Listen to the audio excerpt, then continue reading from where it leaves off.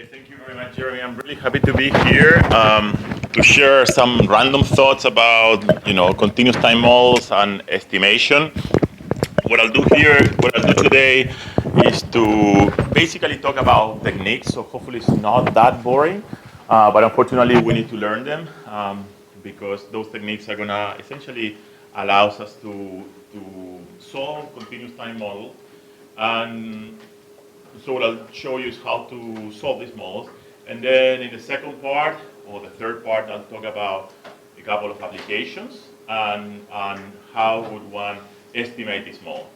I am not sure that what I'll say here is necessarily, something we should be doing. In fact, as I said, this is going to be a bit speculative because not many people are estimating continuous time models. But there are a couple benefits from at least exploring this possibility. First is that you can solve more models, so there are more applications you can solve in continuous time. And second, there are also potential computational benefits from solving things in continuous time, as you'll see, because it's actually simpler, or at least computationally less scary. So I'm still struggling a little bit. So one of the things that happened to me, I was in India a week ago, and I lost my computer. So this is a new computer. So I left the computer on the underneath my seat on the plane. I left the plane, and then 15 minutes after that, I realized, oh, I don't have my computer, my laptop. So I went back to the plane, but the plane was closed. And so I left it. So that means that research in the plane, then. Huh? In the research in the plane. Well, I was watching the movie, so. Yeah, so that is, as you see, I'm just kind of trying to figure out how to do things in this new machine. My computer. So,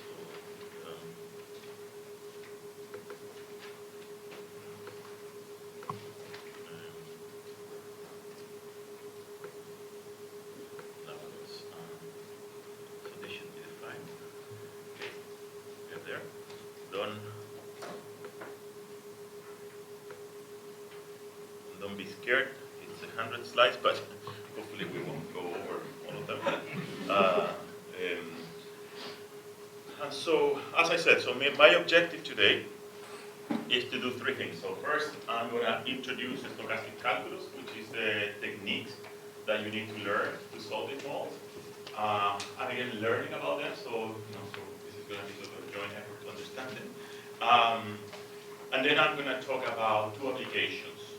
Right? Once we learn the techniques, we'll talk about an application of managerial turnover, where we hire managers, we don't know the talent they have, and eventually we learn about those managers' talent serving earnings realizations, right? Because presumably managers' talent affect earnings, and when we realize that the manager we have is not good enough, we fire the manager and hire a new one, right? And then we think about how a simple model like that can be estimated, in fact, in closed form, and what kind of data one would need to. So the kind of models I'll show you are super stylized, probably not ready to be estimated, so they need to be enriched, right? But they are the simplest possible examples you can think of, and they are also good illustrations of the kind of techniques that you would have to use.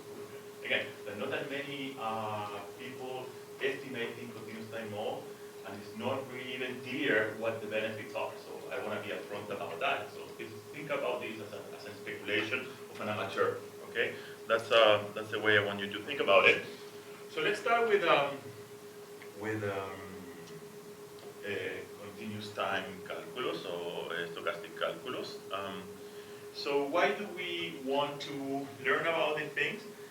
It's because when we solve models in continuous time, typically we find more tractable solutions, like closed form solutions, than in discrete time model, right? So there are many well-known examples in finance and accounting.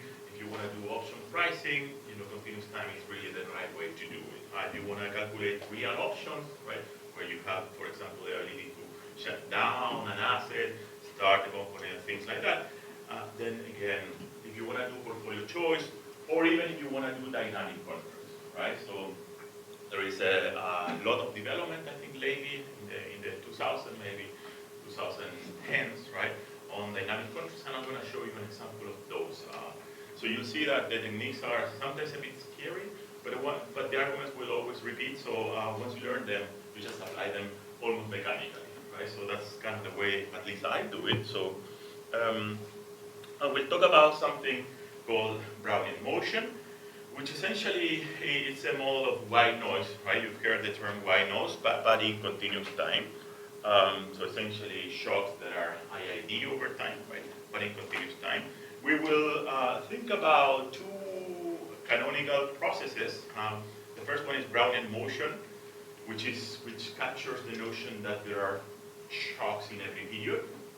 And then we'll have Poisson processes with jumps, where the shocks are infrequent, right? So for all applications where you think shocks are happening sort of period by period, the first model, the first approach will be the relevant one. If you think of infrequent jumps, right, crisis or tail risk and things like that, maybe the second will be the right. So first, I'll introduce Brownian motion and diffusion processes.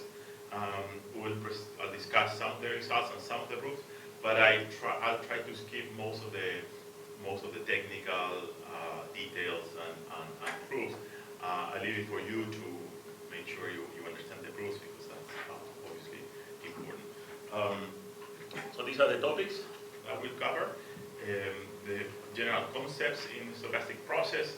What is the Brownian motion? What is the stochastic integral? We'll talk about stochastic differential equations, right? And we'll talk about Ito's lemma. And then we'll discuss about optimal stopping problems. And I think I'm going to skip stochastic control. We may also discuss reflected Brownian motion, which is, as you'll see, processes that are sort of bounded above by some upper bound, essentially. So here, to start, let me give you the references. So if you really want to learn about these things more deeply, these are the relevant references. I'll share my slides with you. So I should not mention them here, but here they are.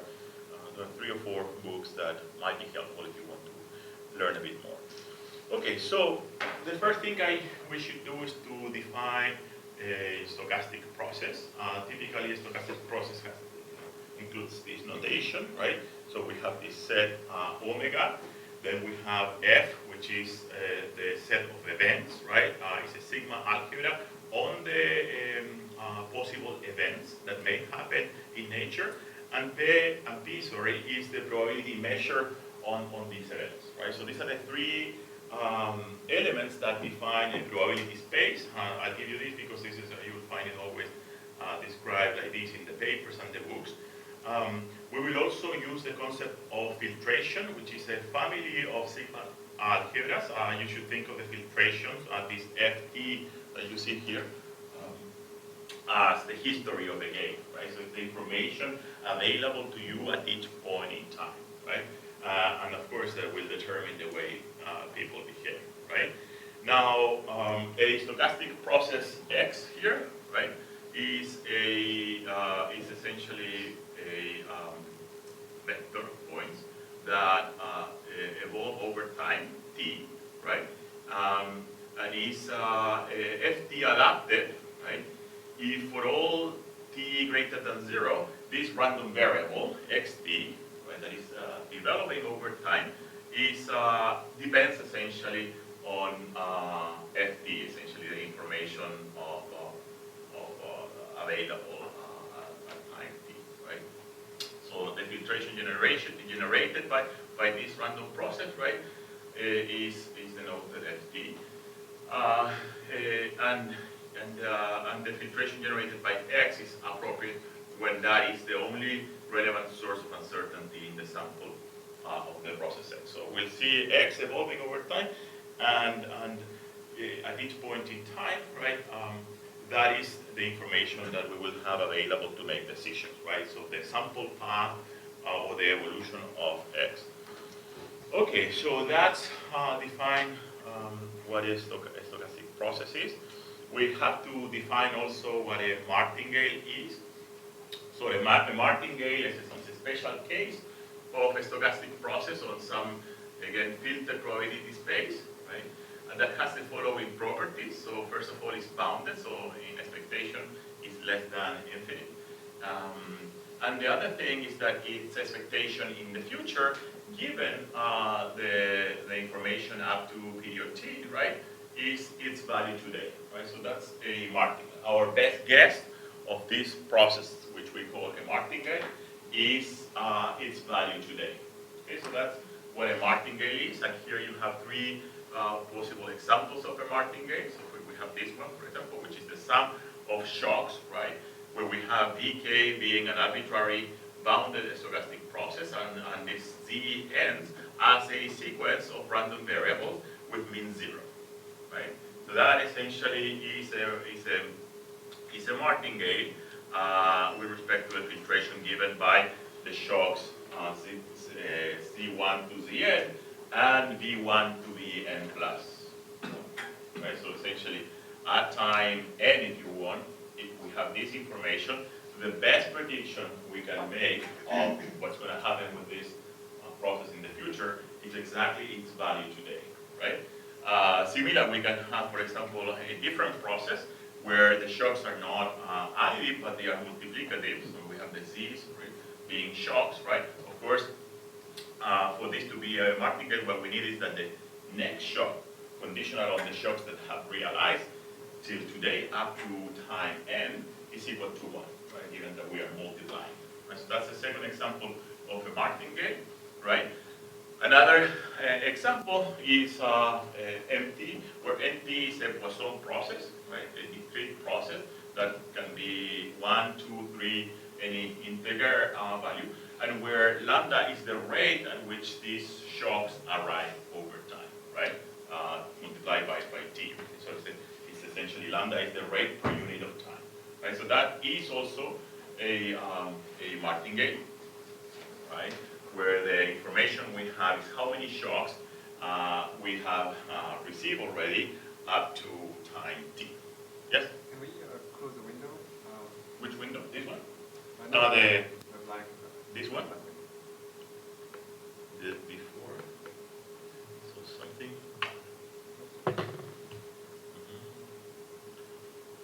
This is maybe I should close.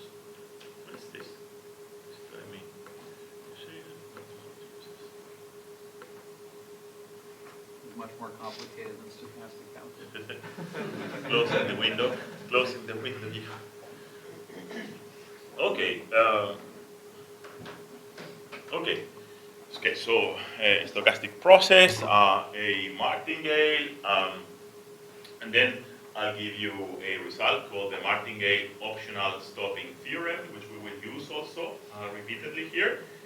So for that, we need to define what a stopping time is, right? A stopping time is a non-negative random variable tau. It's called a stopping time with respect to the information that we have at time t, if and only if this event, right, belongs to the information, right? So if at each point in time, the stopping time being less than the time we're standing on right now belongs to its filtration for all t greater than 0. To be more concrete, right, so if we have a stochastic process, xt, that has continuous sample path and is evolving over time, we can define a stopping time b, tau b, as the minimum, the infimum of t, where xt is equal to b, right? So, just to make it clear what I mean by that. So, for example, if we have x here, right, for xt, and xt is evolving here, right? Basically, and we have a number here, b, right? So tau would be essentially that point, right? So the time at which the process hits the value b, right? That's the stopping time. That's the example of the stopping time that I was giving you there. And this is the result I wanted you to know. So if we have a martingale and a martingale m, and t is a stopping time for this martingale, right? And suppose that tau is less than infinity, and that the stop process is the value of this thing is bounded. It's not infinity, right? It's below infinity. Then essentially the martingale at the expected value of the martingale at the stopping time is equal to its current value, right? So, okay, so we may have the process like this. We have M, right? And the question is, the question is, what is the expected value of this process that started, let's say, at M0, right? What is the expected value of that process when it hits the stopping time tau, right? And if these conditions, these technical conditions are met, right, the expected value of that martingale is equal to its current value, right? So now, of course, you may be thinking about how can this be true, right? If we only have one boundary, like the example I show you here, that cannot be possible, right? Because the process can also diverge to minus infinity, and then basically we would violate these conditions, right? We want the process at the stopping time to be bounded, right? Well, that typically, when we think about this theorem, what we are thinking is a process that has bounds, let's say A and B. It starts, let's say, here, right? And the question is, it might stop when it hits B or stop when it hits A. And so the question we may ask is, what is the expected value of this process when it hits either of those boundaries, right? And the expected value, right, of this process is going to be equal to its current value, right, as in any martingale. Okay, so just to make it a bit more concrete and to see how we use this theorem.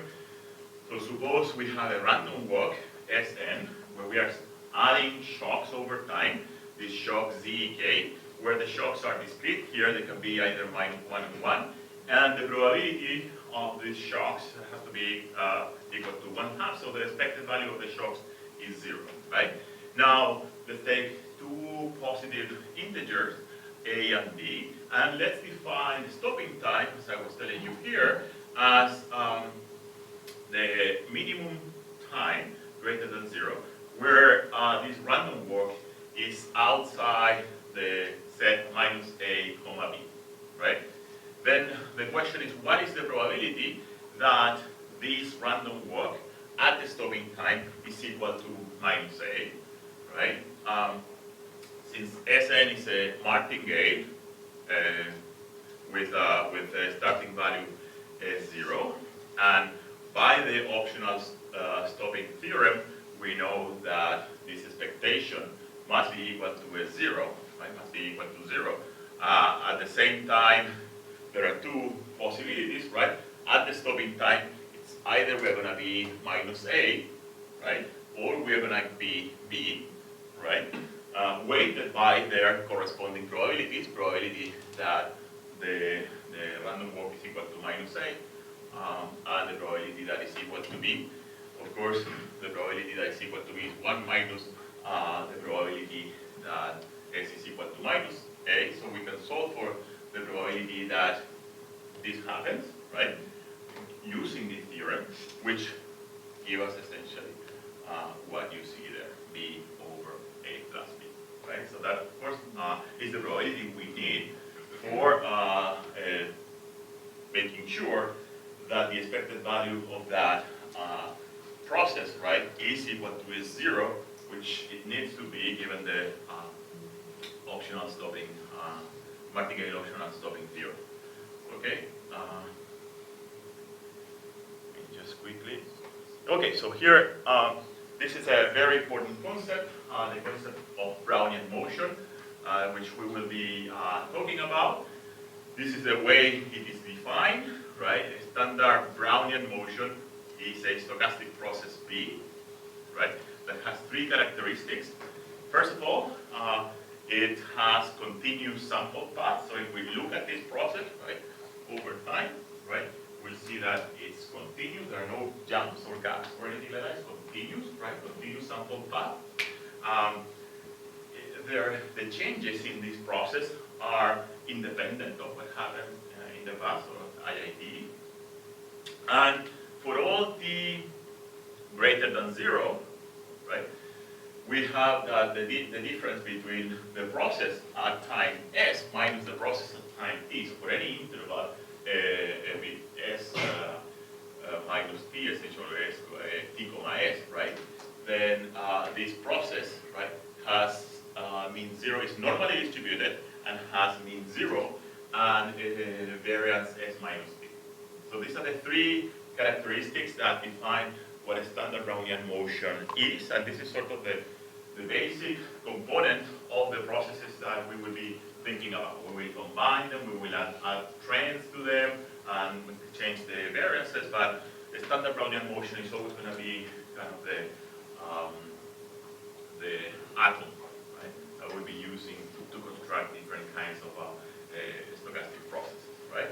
And here is a theorem that tells us that this process, that if xt is a continuous process that has a stationary independent increment, then essentially xt is a Brownian motion, right? So any process that satisfies these conditions essentially is a Brownian motion. So it's kind of the other direction of the implication of this result. I'm not going to show it or prove it, but it's important to know that as long as we satisfy those characteristics, we're essentially talking about a Brownian motion. Okay. Well, what are important properties of the Brownian motion? As I said before, the paths are continuous, right? They are nowhere differentiable, right? So if you plot or if you see a Brownian motion, you see something that wiggles, right? And it's kinky. It's continuous, but it's kinky everywhere. And you won't see anything smooth, right? So it's nowhere differentiable. And the other important condition is that the variance essentially is equal to t. Okay, the quadratic variation is the way people refer to it in the textbooks, but the quadratic variation of the Brownian motion is equal to t. Right, and by that we mean essentially the sum of the square of the changes in this process when we basically divide the time interval into subintervals and then take these the size of these subintervals to 0. Okay, so these are three very important properties. And based on this definition, we can define what a continuous stochastic process. We want to define a continuous stochastic process, which is an integral of x, right? Well, I'll tell you what x may be. dBs, right? This is a stochastic integral. It's a random variable, right? And it's actually a continuous process. You could think of x dBs, if you want to think about it sort of intuitively, is sort of the sum. Think of it as it's an integral, but you can think of it as the sum of your portfolio gains, right? So think of x as maybe the holdings you have at time s, right? And dBs are the gains, right, that you are making on your holdings at time s, right? So you could think of that as this expression intuitively as capturing the cumulative gains that you are making, right, over your portfolios. X is the number of shares you have, when these gains are essentially have mean 0, right, over time, but they may vary. So we will consider x's for portfolios, right, such that for each t greater than 0, the expected value of the integral of the square of that process is bounded. So basically bounded variation for this to work. And informally, the way we will define this random variable, this stochastic process, right, stochastic integral, is essentially by taking the limit of this expression. So again, if we divide the time interval into small sub-intervals and we take the limit and we calculate the sum of x times the changes in the changes in sort of, let's say, the stock price. So let's think of V as the stock price. Those changes have zero mean, right? Then basically the stochastic integral is simply the limit, simply defined as the limit of the sum, right? When you take the number of sub-intervals to infinity, right? That's a technical thing that I may skip. Okay, so another result that may be important here is that for all t greater than 0, if for all t greater than 0, we have bounded variation, namely the expected value of this x squared x is less than 0, then the process x dv is actually a marking game. Okay, so remember x is going to be a function of the underlying Brownian motion, right? And if we want to essentially calculate the value of those gains over time, when these gains have mean 0 and independent increments, the expected value of these gains in the future, no matter how x depends on the evolution of the underlying Brownian motion, those gains are essentially equal to 0, right? So whatever gains we've accumulated today are essentially our best guess of the gains that we will make in the future at any point in time, right?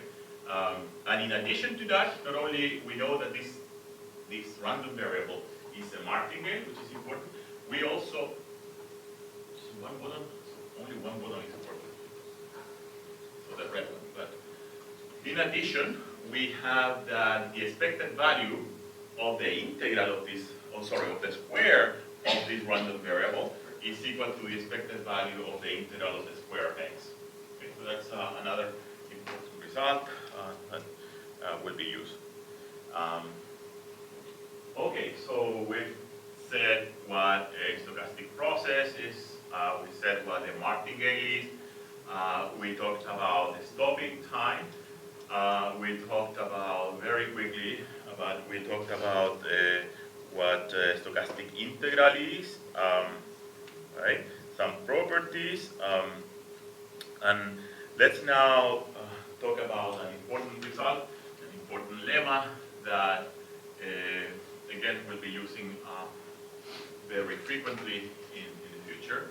So let's start with our atom here, which is a Brownian motion, and so we can define a Ito process as a process that has this form. So basically, xt is the Ito process, right? It has an initial value, x0, right? It has a drift, right? Which is sort of the trend, the deterministic trend of the process, not necessarily deterministic, but the trend in this process, and has a diffusion process, which is the integral of the shocks, right? Determined by the evolution of our Brownian motion, right? So we are essentially adding three terms.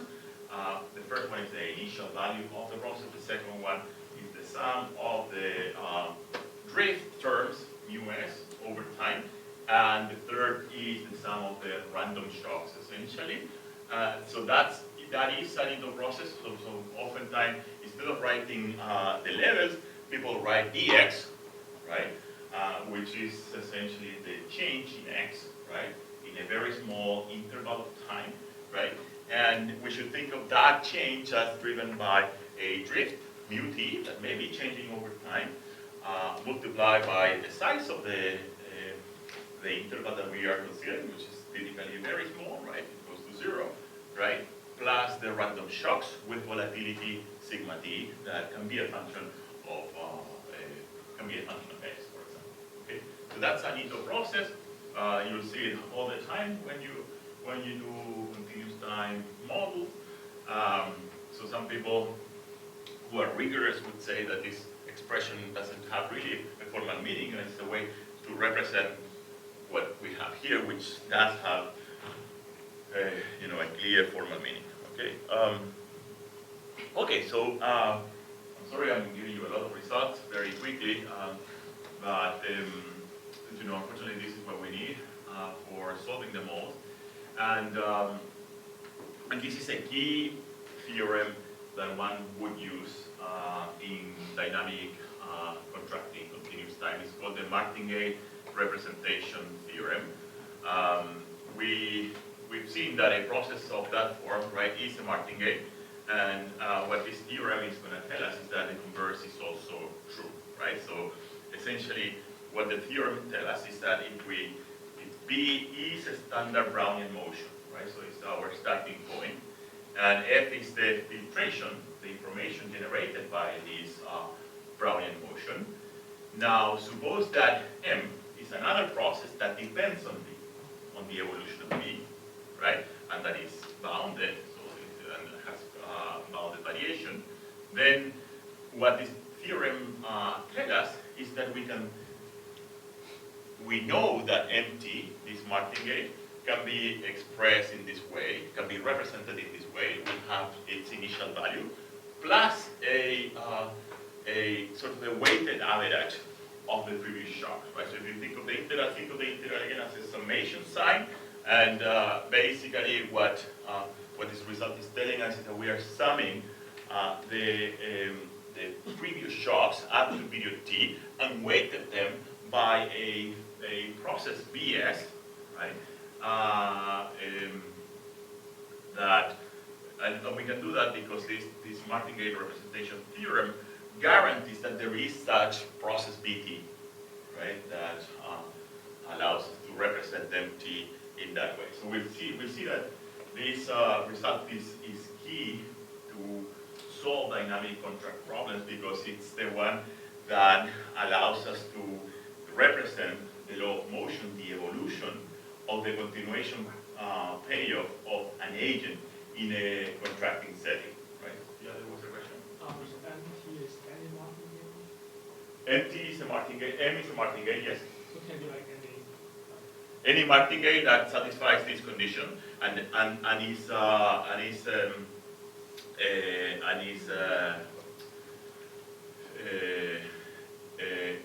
do you say that?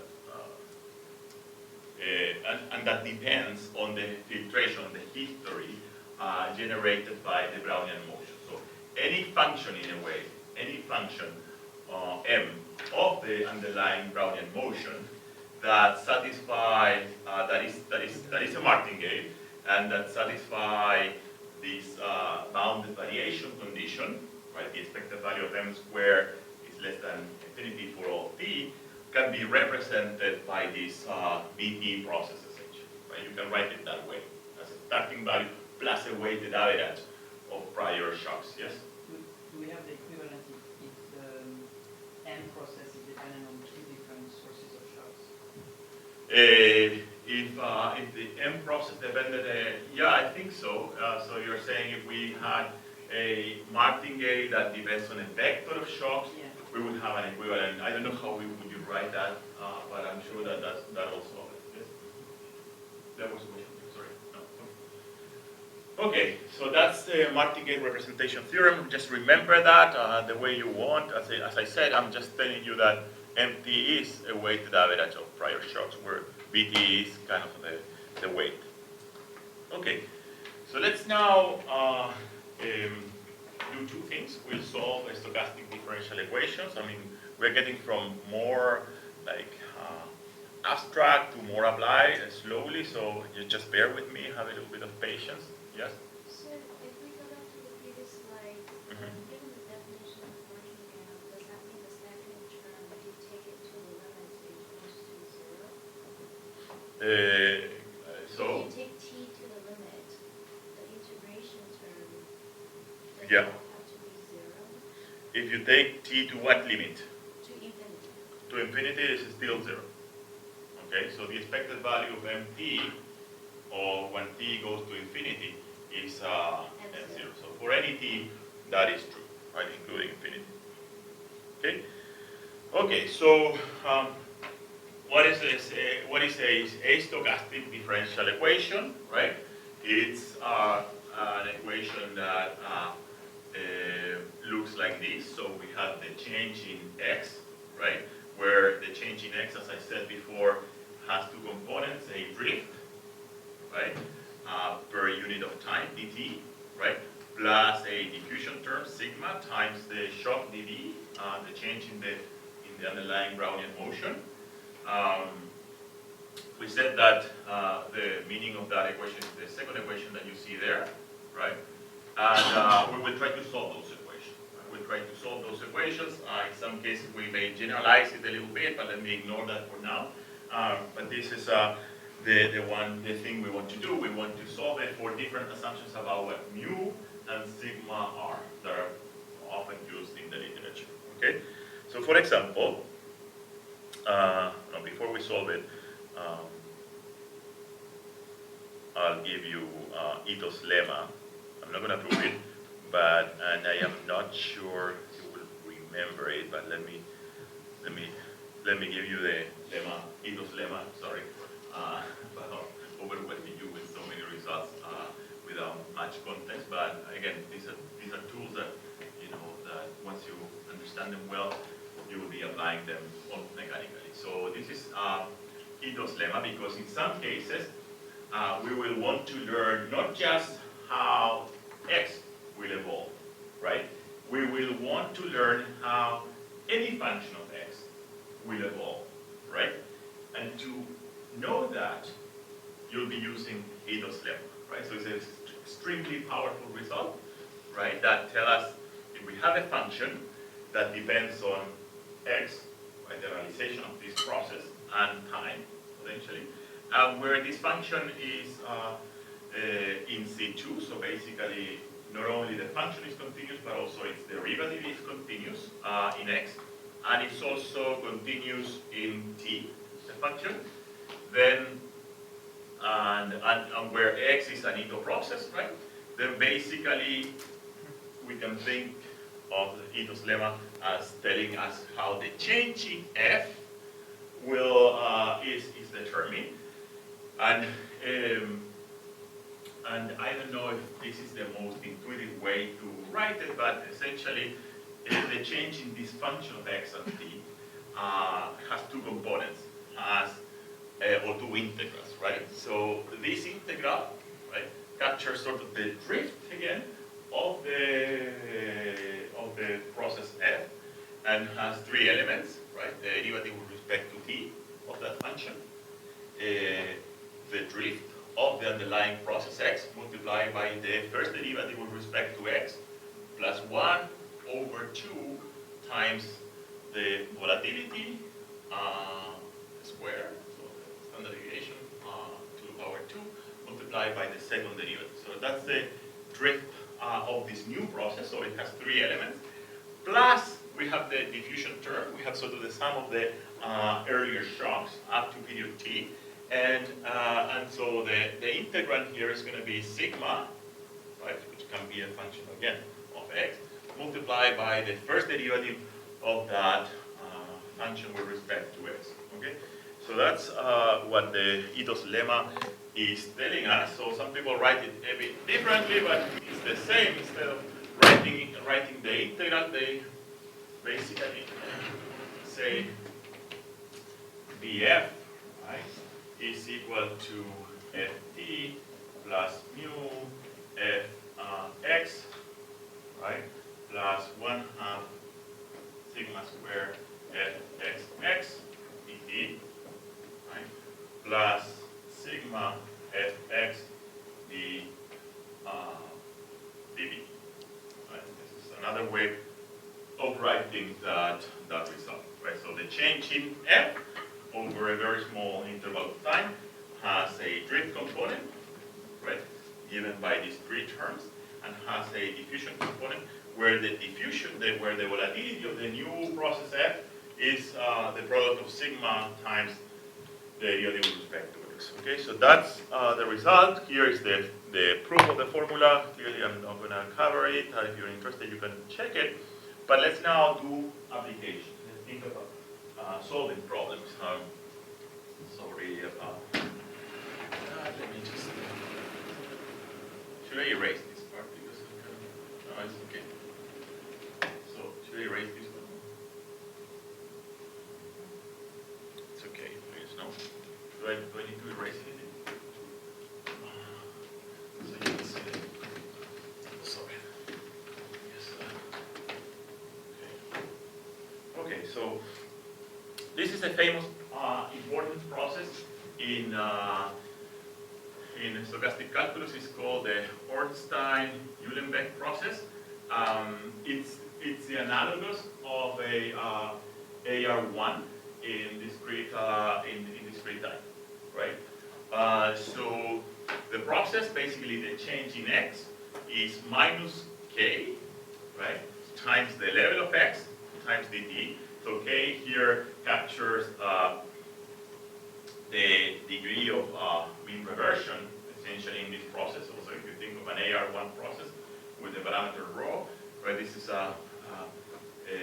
rho would be 1 minus k. Okay.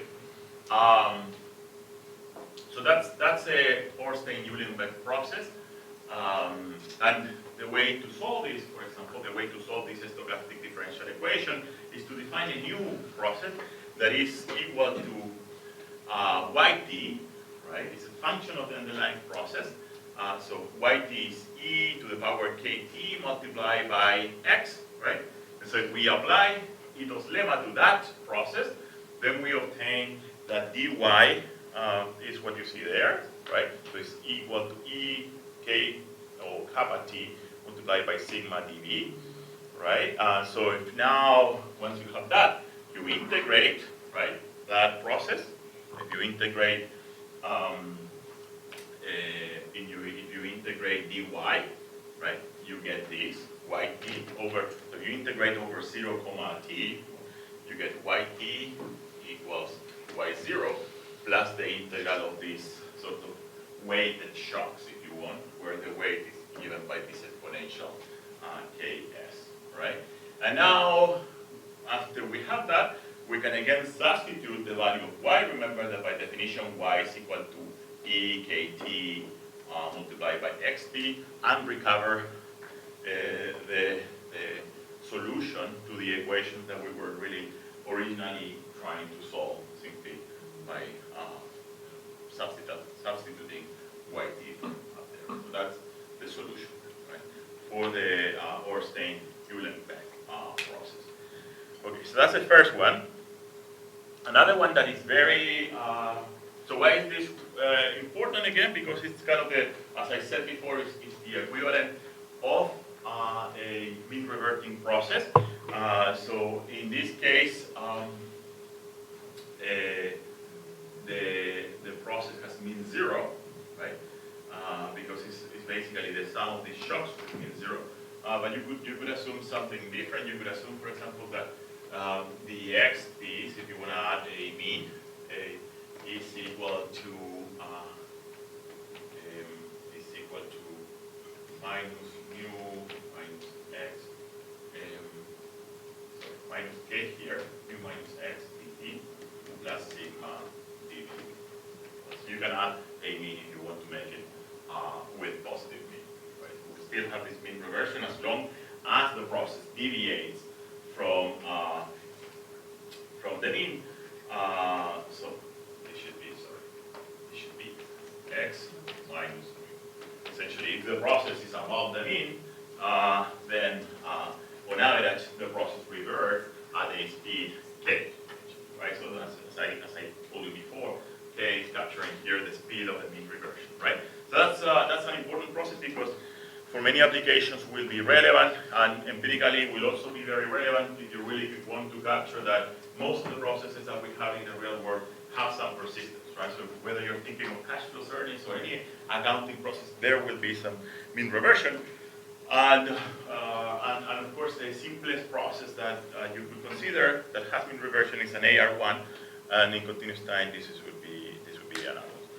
Okay, so the second important process that one could use is geometric Brownian motion. Looks like you see up there, right? So the change in x has again a drift that is proportional proportional to x, right? And the volatility is also proportional to x, right? So if you want a model where everything, or a model of firm size, right, or growth, right, where everything is proportional to the firm size, right, then basically you would want to consider a geometric Brownian motion, as you see there. And to solve this, again, you use Ito's lemma by first defining a new variable, a function of x, that is the logarithm of x, right? Then you apply Ito's lemma. The function here, this depends only on the underlying process x. It doesn't depend on t. So if you define that variable and take Ito's lemma, then you arrive at dy is what you see there, mu minus 1/2 sigma squared plus sigma dt. So obviously you can integrate this over 0, t and solve for yt, but we are looking to solve for x, so we again plug yt equal logarithm of x here and solve for xt, and gives us this is the solution, right? So if you were, for example, to simulate this process over time, right, what you would do is to use this formula, right, after having simulated the underlying Brownian motion, right, as we will see later, right? So I'll show you a few, examples of simulations of this process, so you can use them, to understand the model on the one hand, but also for estimation. How much time do we have here? Either 1 hour or 1 hour and a half. That was the first one. Okay, but so far it's been An hour. It's been an hour, so I guess I have half an hour to talk a little bit more about applications of these things, and then we'll talk about as I said, models. Okay. Okay. So what do we know about how we can use Ito's formula for calculating or solving a classic type of problem in economics, which is stopping time, right? What is stopping time? Models where it's a problem, right? Where you need to decide when to exercise an option, when to shut down a plant, or when to start operating a plant, right? Basically, the decision is a binary decision to either start something or stop it, right? So that's the reason we call it a stopping time. So we've defined before, right, a stopping time in the way you see it there, right, at the minimum time at which this process, a process xt, hits some boundaries, right? In other words, at the minimum time at which the process xt is outside some band, right, a comma b.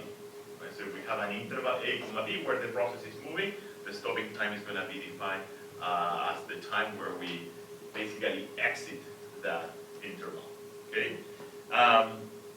And so for the applications I was telling you, right, the quantity we need to be able to calculate, to compute, is the one you see there, the v of x. So think of, we are standing at some point. We know that this process today is equal to x, and we need to be able to calculate our profits, discounted profits, right? Until we decide to shut down the operation, right? So that is an expectation of two things, right? The profits that we will be earning up to time tau, which is when we stop, right? Where u is any function, so think of the profits that we are, so if you were to think of x as maybe the price of our product, right? Maybe you are the profits. Of course, those profits are a function of that price, right? So that's what we are trying to capture here, right? It's a bounded function and so on, and has some nice properties, but any function u of the underlying process, right? So as I said, the first integral is capturing those earnings. And then there is a second component, discounted, right? And the second component r, again, is any function of the terminal value of that process, right? So think of that as what we get when we sell the firm. So over period 0, tau, we are earning U, we discounted at the rate R, right? And then at time tau, the process will have value x tau, and if we are terminating at that time, then we are going to obtain something by selling the firm or exercising an option or things like that. So that's the kind of computation that we want to, that's the computation we want to make. That's the kind of thing we want to evaluate, right? What is that value, right? When we know, again, the actual value of the process today is x, right? And I'll show you that to solve those problems, essentially what you need to do is to solve an ordinary differential equation. I'll tell you which one, right? First, we will define an operator here, gamma of v. So an operator is something that transforms the function. And in the following way, it's basically given by mu times the first derivative of v plus 1/2 sigma squared times the second derivative of v. So that's what this operator is going to do, right? And the result here tell us that suppose that v is a bounded function, is finite. Now, suppose that that function is, solve this equation here. So essentially, RV is equal to our profits, or flow profits, times gamma times v, so the operator gamma over v, right? So suppose that function v solves this equation on an interval a comma b, right? And it also satisfies two boundary conditions, right? So v at the left extreme of the interval is equal to r of a, and at the right side of the interval is equal to rb.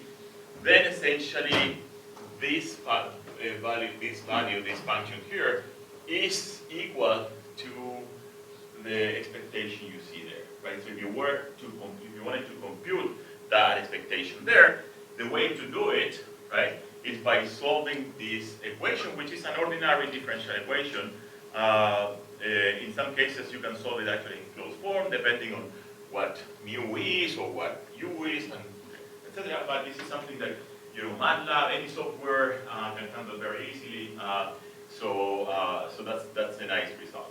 Whenever you are calculating essentially a stopping time problem, you will be evaluating that expectation up there, and you know that to evaluate that expectation up there, essentially you need to solve this equation. Right? It's a simple equation, and it's called the Hamilton-Jacobi-Bellman equation. It's sort of the analogous of the Bellman equation, but in continuous time.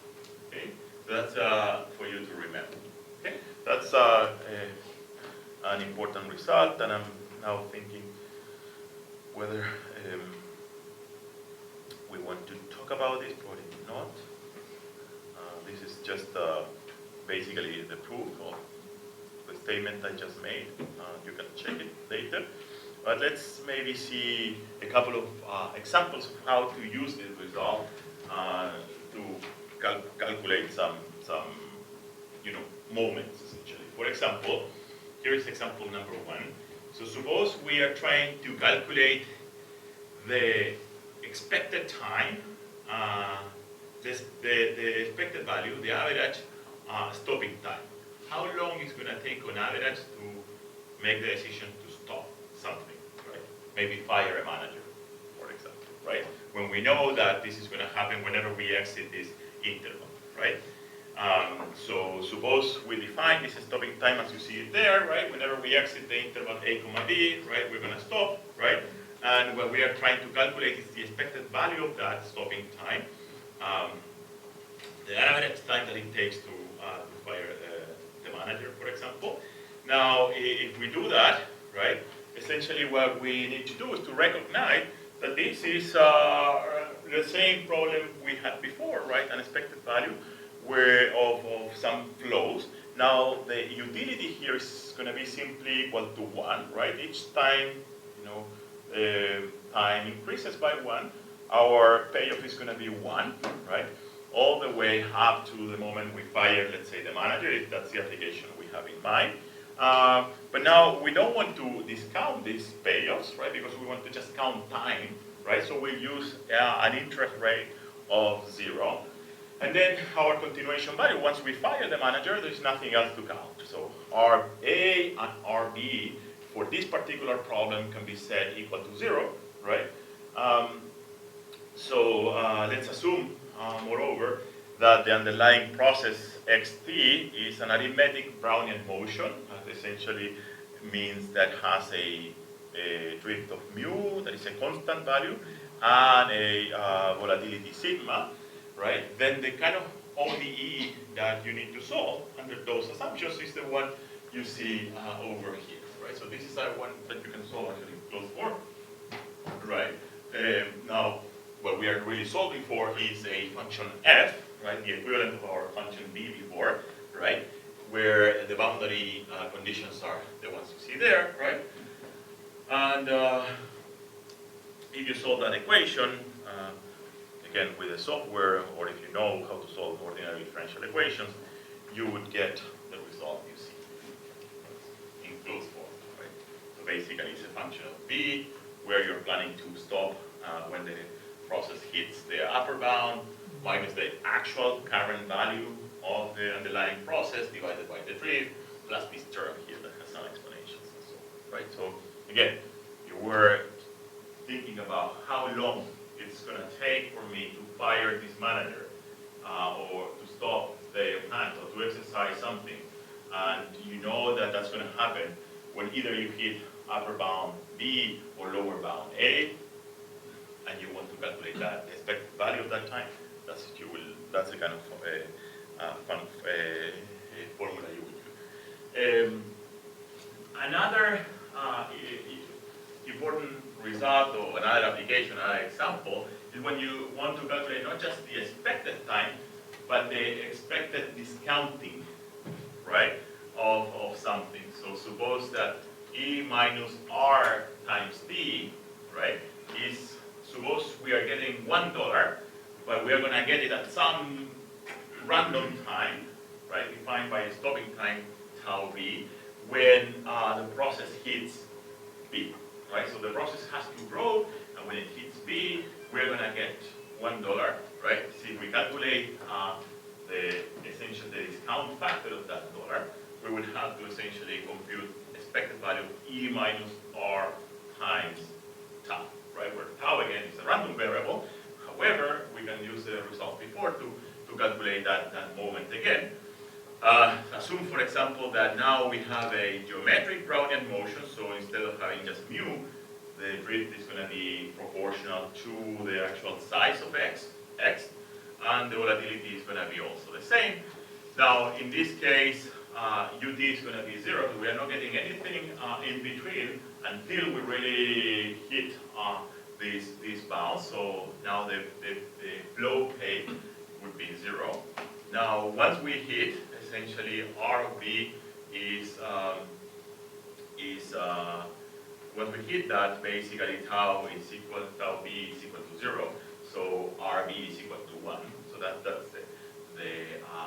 boundary condition in this case, right? Because we are essentially at the time when we are going to receive this price or this dollar, and so E expected value, sorry, E minus R times 0 is equal to 1. So that's why the boundary condition is RB is equal to 1.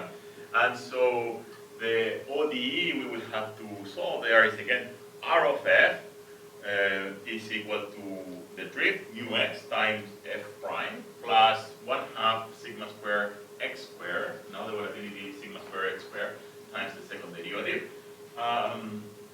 Now the boundary conditions would be, as I said before, if B is equal to 1, and we would need another one, which is given by F0 is equal to 0, right? So why F0 is equal to 0? Because whenever we hit 0, we're stuck there, right? In this process, we look at the process there, right? So the process changes to the extent that x is greater than 0. Once we get 0, basically, there's no change, right? And so there's no that boundary B. So tau basically becomes infinity, and so f of 0 becomes 0, right? So that's the second example. We can solve it, and essentially we get a nice kind of closed form solution for this expected discounted time of the stopping time, which is x, depending on how large the value is, over b, right? The larger the x, the closer we are to 0, right? The higher the expected discount value. And where gamma is whatever constant you see there, right? So this is so the closed form solution for that expected discount value. So okay, two examples. Let me see what else can we say about it here. This is the formal result. Just a second, trying to get a sense of. I'm going to give you this formal result, and maybe I'll show you also how to use it to solve, perpetual American call option, to evaluate the perpetual American call option, which is something you've maybe seen in finance, but that's all I'll do before I stop here. So this is the result.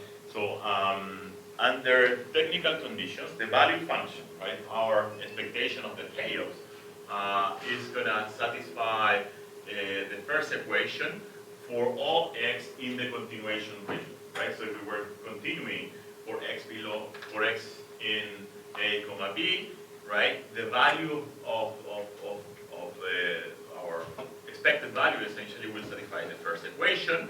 If we are outside, if x is outside the continuation value, so it's not in C there, then we will have the second equation, the second inequality, meaning RV, which is sort of the cost of capital of keeping the firm open, right, is going to be greater than the returns we are obtaining from that firm, right? So if we think of V as the value of your firm, right, then outside the continuation rate region, what must happen, right, given that you're optimizing here, right, the stopping time, is that the cost of capital, R of B, right, must be greater than the returns you're obtaining from that business.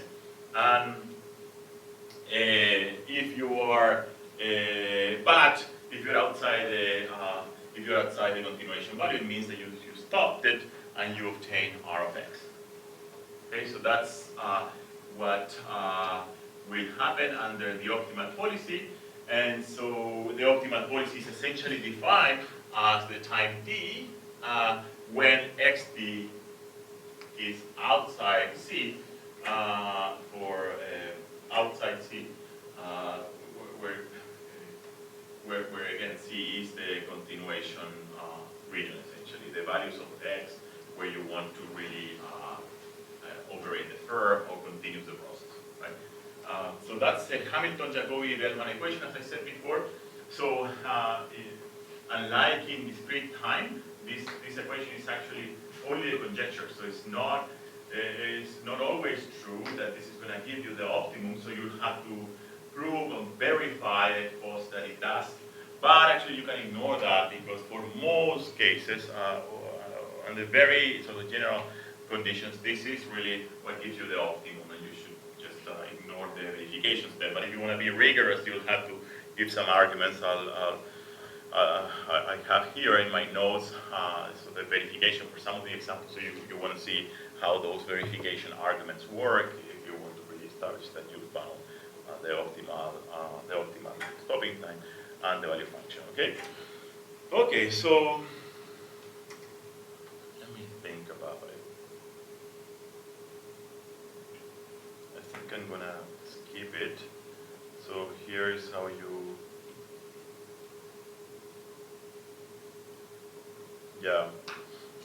so here's how you would solve a perpetual American call option where the process follows a geometric Brownian motion. Of course, you're not getting anything until you actually exercise the option, in which case R, right, is going to be the difference between XD minus the exercise price, K, comma 0, right? So once you exercise, basically this is what you get. If what you own is a call option, right? So that is a stopping time problem, right? You can solve it, and what you would find is that there's going to be a threshold for the process X star, and the actual value of that call option would be given as an expectation of the discounted time at which the process hits this threshold, multiplied by what you get when you exercise, of course, X is greater than K, right? If you calculate that using the techniques I gave you before, you would get this, right? And then what would be left is to optimize with respect to X star, essentially. You would have to choose the X star that maximizes that value. So this is giving you the value for any possible X, right? Now, going back to what we said before, right? So essentially, this is the equations, the ODE you have to solve in the continuation region, namely for X less than the threshold, the exercise threshold, you call it strike price, right? You have this equation needs to be satisfied for any point X below X star. When you hit the threshold, you exercise, in which case you get R, but R is X minus K, right? And to know what the optimal threshold is, you apply something called a smooth pasting, right? Which means that the derivative of the value function evaluated at the threshold has to be equal to 1, right? Basically, the derivative of B has to be equal to the derivative of the function R, right? Which is equal to 1 there, right? And essentially, I'm not going to tell you why you needed that condition very much, but essentially think of it as sort of a so if you did not satisfy that, then you would have you would have a kink in your value, right? And you would have a, so basically, let me perhaps show you what I'm trying to say. So suppose you plot here F, right? And here you have, say, okay, and here you have R, right? Here you have F, here you have R, and so at some point X star, we hit the function R, right? This is X, this is function F, this is R. Now, if that's really the optimum, right? Essentially, what we have is that our value would be like this, right? And so at this point, there will be some sort of convexity, which means that by weighting, we could actually increase our value because there is going to be some implicit option value, right? We can go down, but since the slope is lower to the left of X, right, the risk or the downside risk is lower than the upside benefit of doing that. And so basically, weighting would be would yield. So this is a heuristic intuitive argument, but essentially you cannot have kinks because that means the weighting will be optimal simply by convexity argument, essentially. Okay. Not sure that was actually very clear, but there is something called reflected Brownian motion. I'm going to ignore that stuff here, and I have some other applications like cash management. Suppose you are a firm, you're accumulating cash flows, but the cash balances are earning a very low interest rate compared to the actual interest rate, so you earn R. So there is a cost from holding cash bad. On the other hand, you may go bankrupt, and you don't want to do that. And so basically, the question is, what is the optimal policy at which you want to start paying dividends? So to make sure that you don't go bankrupt, right? You don't run out of cash. But on the other hand, to make sure that you don't also lose too too much interest by holding a lot of cash. That's the kind of example I analyze here using the same techniques. You can check it by yourself, and let's stop here maybe before we talk about all. So I know that this was super fast and perhaps not so clear. Hopefully you can reflect on this at home, but at the same time, hopefully you also at least get a notion of the kind of results that we'll be using to think about models and economic problems, essentially. So let's stop here. Maybe let's take how long a break? Okay, so here's the first model. It's a model about learning and turnover, right? Managerial turnover. It's a one-player model, so it's the simplest thing you can imagine in terms of game. But it's a nice illustration of what you could do and also how you could estimate. In fact, I was just talking with Chen about her paper. She has a paper that essentially estimates these standing up called learning, termination, and payout policy. I should do this. So that's a paper recently published in no, not your paper, but their paper was published. Yeah, and it's a nice application of these ideas.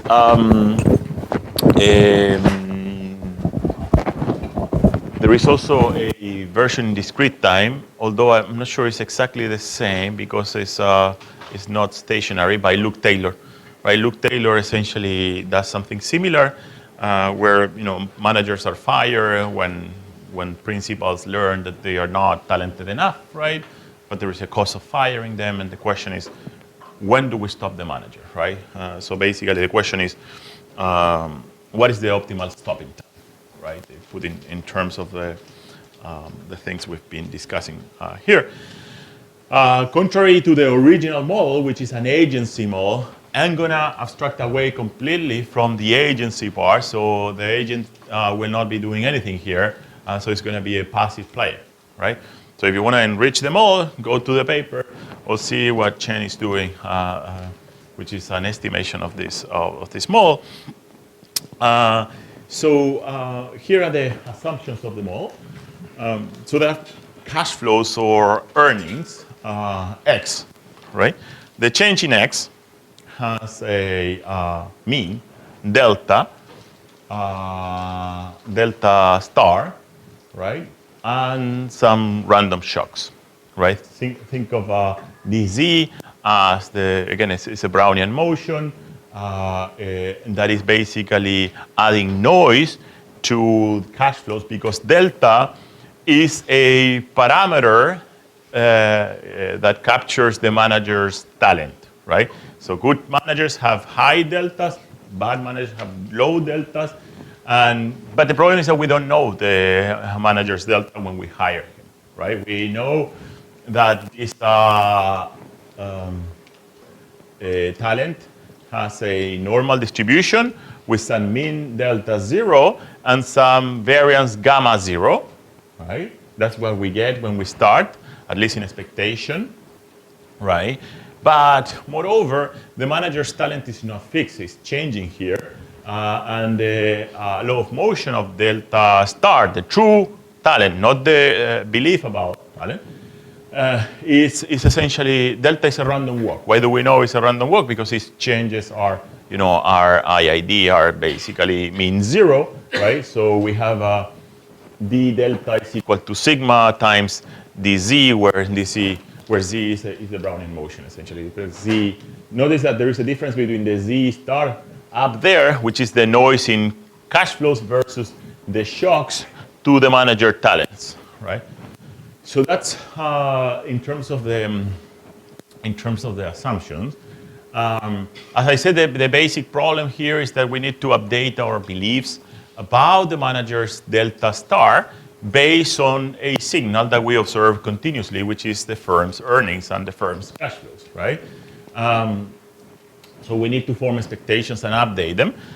And there is a nice way to solve for this filtering problem. It's called the Kalman-Bussy filter. It's basically the same as in discrete time.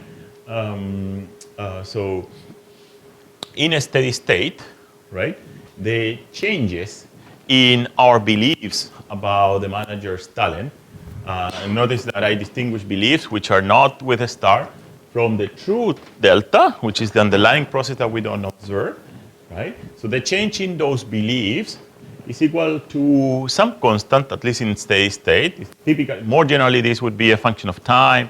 So it depends on, so how much uncertainty we start with over time. But in a steady state, we can assume that this is a constant that does not depend on t in particular. And so basically, our change in beliefs is this constant multiplied by the earnings surprise here, right? So what is the earnings surprise?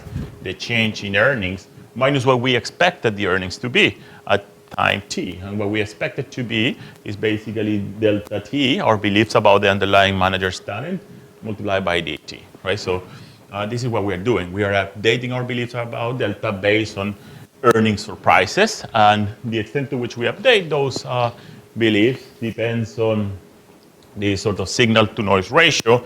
The sigma prime here captures the volatility of the delta, right? Of the true delta, delta star, and sigma is the noise in the signal, the noise in earnings, right? So earnings here are noisy for two reasons: because the manager's talent is evolving, and because shocks are themselves noisy. Okay, so questions about the assumptions? No? Okay, so the nice thing, as I said, is that we can solve this problem in closed form under the assumptions that we've made. So this is an optimal stopping problem, right?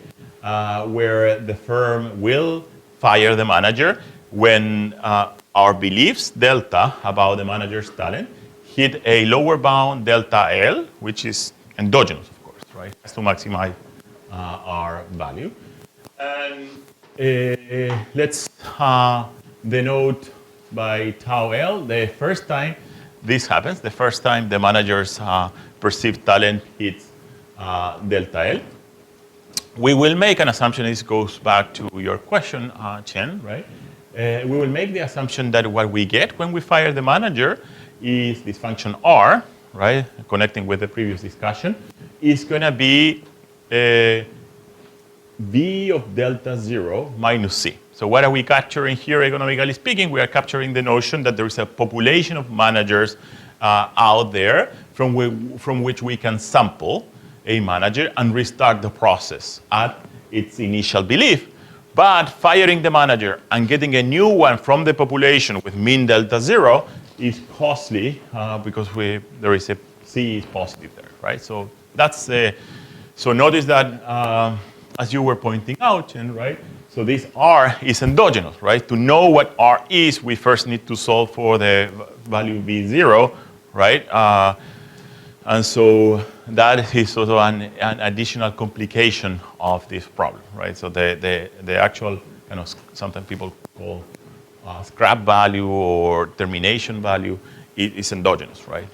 You only know it when you solve for the optimal stopping problem and evaluate in the value function. So what is it that we're trying to maximize? So we're trying to maximize the equation for this V of delta 0, which is an expectation of the earnings that we're going to receive from time 0 to time tau L. Remember that tau L is random here because it depends on the evolution of x, right? Plus our termination value, discounted termination value, minus R times tau L multiplied by R, where R, remember, is that function of V0, okay? Okay. So we can do some algebra here, and we can do some algebra, and we can rewrite equation 5 as equation 4 as you see in equation 5, right? So dx, the expected value of dx is delta t, our beliefs about t, dt, plus, again, the discounted terminal value. And so if we want to, this itself, can be rewritten as you see in equation 6, right? So that's just algebra. Yes? The cash flows from 0 to tau L are not discounted? They should be. So that's a typo. So they should be here, E minus RT. So that's a typo. You're right. Okay. So this should be. I don't know if I can. Oh, okay. Yeah, I'm missing the discount factor for the cash flows. Okay. Now you can rewrite equation 6, and I don't know if I need to explain that, but you can rewrite equation 6, equation 5 as equation 6. So basically, we have two components, right? So if we have a manager, we are going to be, we had the manager forever, right? In expectation, this manager would generate this value, right? It's an annuity, right? However, we're not going to have a manager forever, right? So when we fire him, right, we're going to lose the delta tau from him, right, over R. So basically the cash flow from that point onward from that manager. However, we're going to get a new manager, and that's going to give us this value, right? And at the same time, we have to discount those payoffs, right? But for that, we need to also optimize, because tau is going to be our optimal termination time. Okay? So remember what we are doing here. We are choosing when to fire the manager. And for that, essentially, we're saying, okay, so when the manager's reputation, think of delta as his reputation, our beliefs about his talent, hits some number, delta L, we fire him, right? Question is what that value should be, given that we want to maximize firm value, right? So we want to calculate the maximum of the expectation, essentially. And given the results we've discussed in the previous section, remember, we could actually calculate the expected discounted the expected discounted time, right? Using the HAB equation and the right boundary conditions. And that, can be solved in closed form as this expression you see there. There's a question over there? Yeah. For equation 6, where does the first term?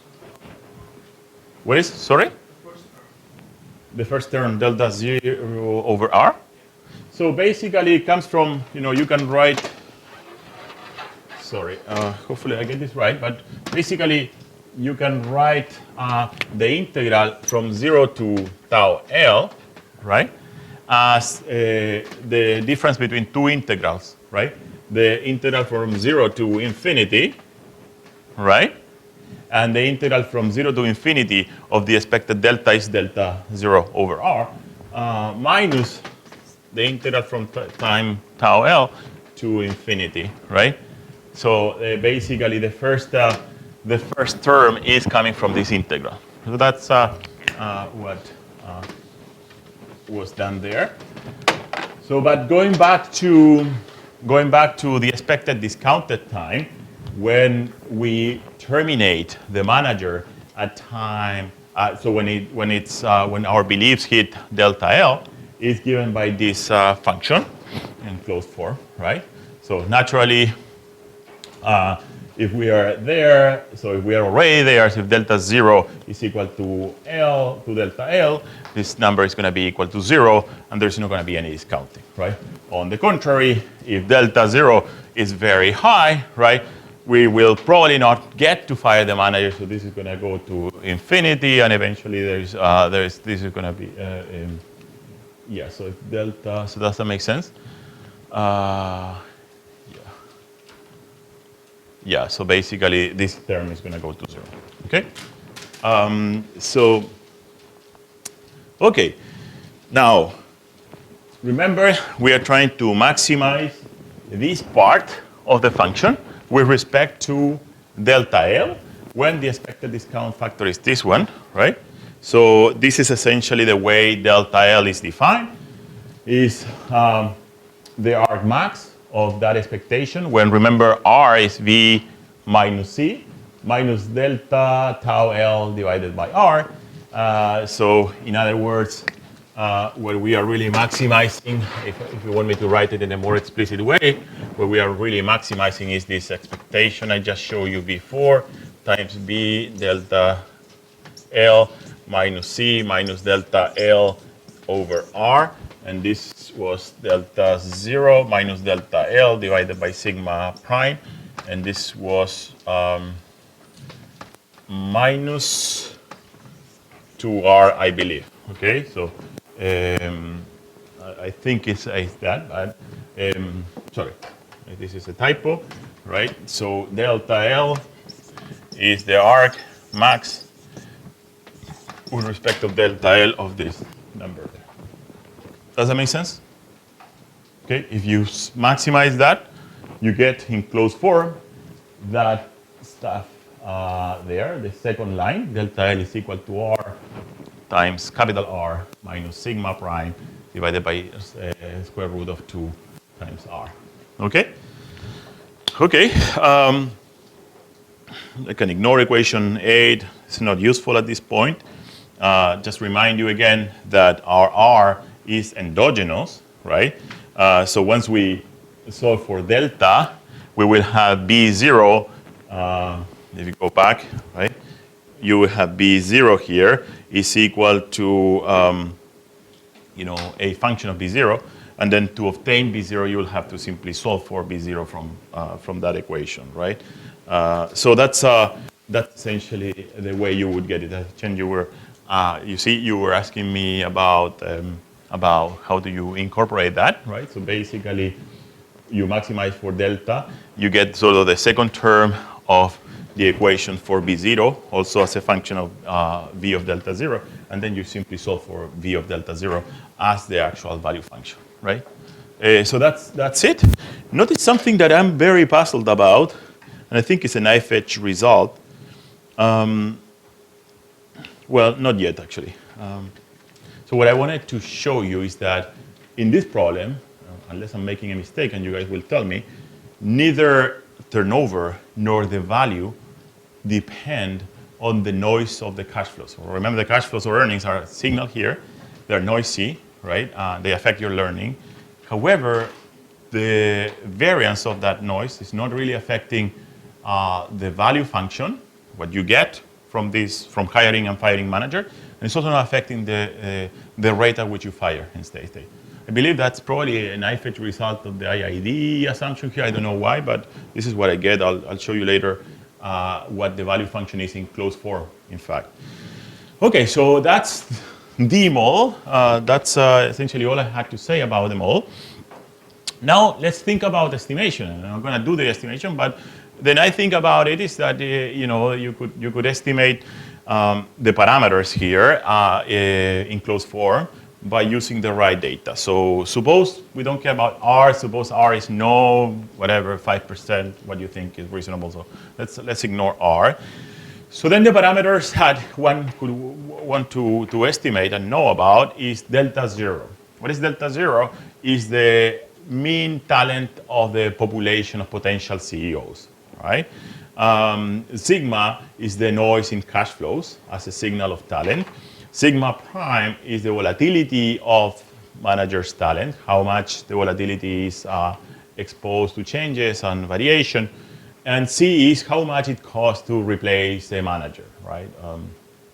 So those are the 4 parameters. So what are we going to use to estimate this model? Again, I'm not claiming that this is something that is credible empirically. You want to maybe change them all to make it a bit more credible and reasonable and so on.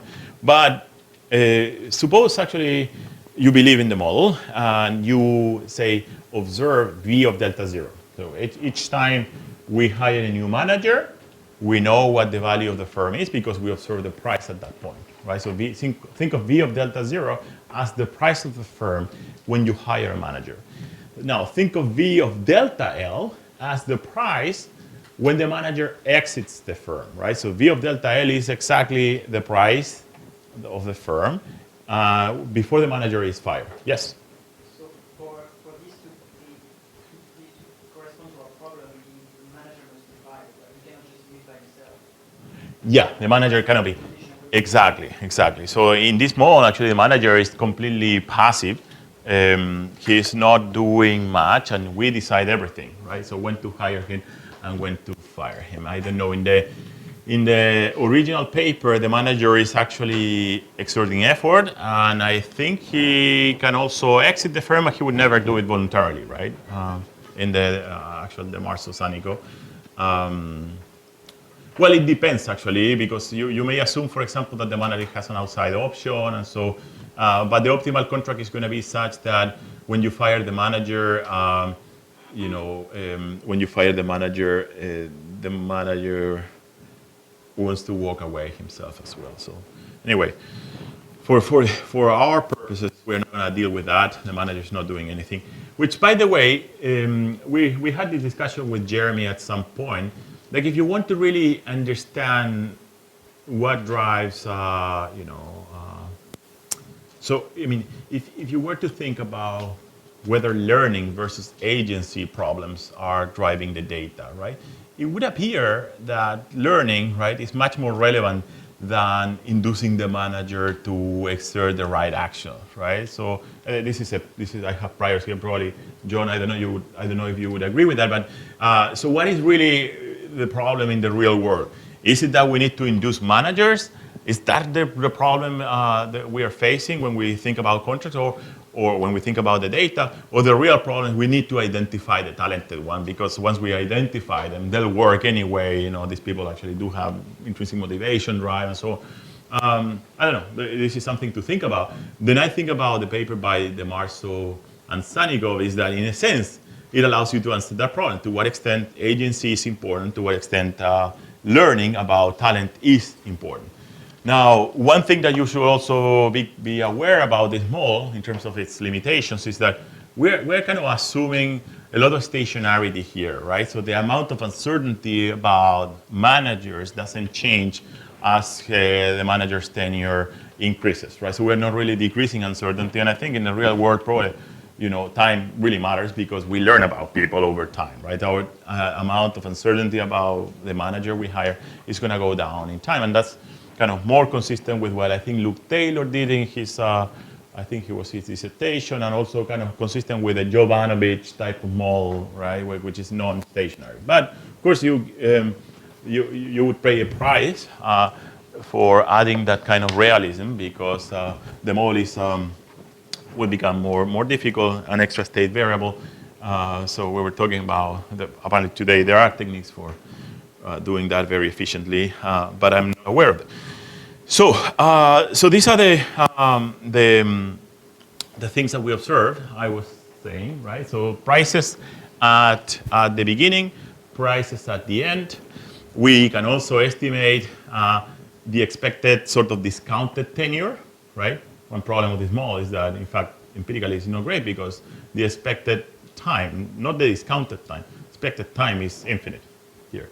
That's not great. So you want to use tenure data, then basically this model would do bad, right? But we can cheat and say, well, let's not look at that. Let's look at another model that actually works, which is the expected discounted time here.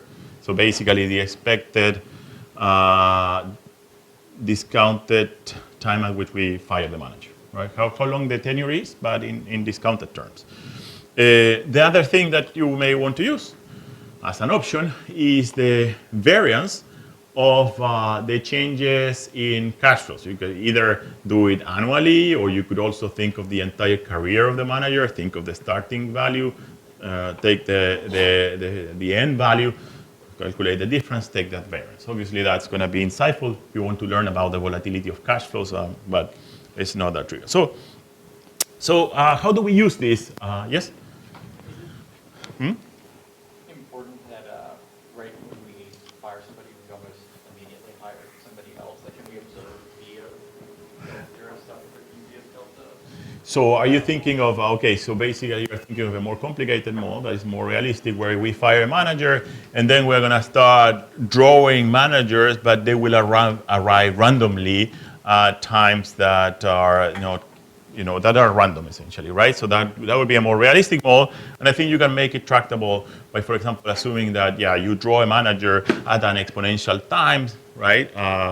So at a certain rate, that would be an extra parameter that you could also estimate, right? If you actually had that information. So let's assume that you do have the time it takes to hire a manager. I guess in the data you would not observe a gap, right? Do you observe gaps between the time the manager, because you never fire the manager unless you have already one that accepted, right? I don't know. That's my sense. But yeah, that's definitely something you could incorporate if relevant in the different settings, because maybe you're not thinking of manager, maybe you're thinking here of a salesperson, right, or any other employee. So this is relevant for any employee for which you have uncertainty about that. So it could be maybe a faculty, or right? Yep. Yeah, maybe I missed something, but is there any way for managers to manipulate the This is something that they do in the original paper. Not manipulation, but effort, essentially. Yeah, so basically, in addition to talent, there is an action, right, that the manager may take. Now, in Equilibrium, the action is stealing money. So that you design the contract in Equilibrium so that he doesn't steal it, right? But you could have a more general model where the manager does take an action that we could call manipulation to inflate the market beliefs about his reputation. And then the question would be, when is he going to do that? Is he going to do it when he has high reputation, when he has low reputation? Actually, I was thinking about that question, and I don't think the answer is that trivial. But yeah, so we are going to ignore that for the time being to, again, make sure that the illustration is as simple as possible. Okay, so we have 3 moments here, theoretical moments, right? Because we can calculate all these functions. We have the initial value, right? That depends on all our parameters. We have the terminal value, right? And then we have the expected discounted tenure of the manager, where this delta L, the optimal delta L solves this equation here. So, is that clear? Yep. Okay. Now, what else do? We wanted the variance of x, right? So x is basically the sum of the,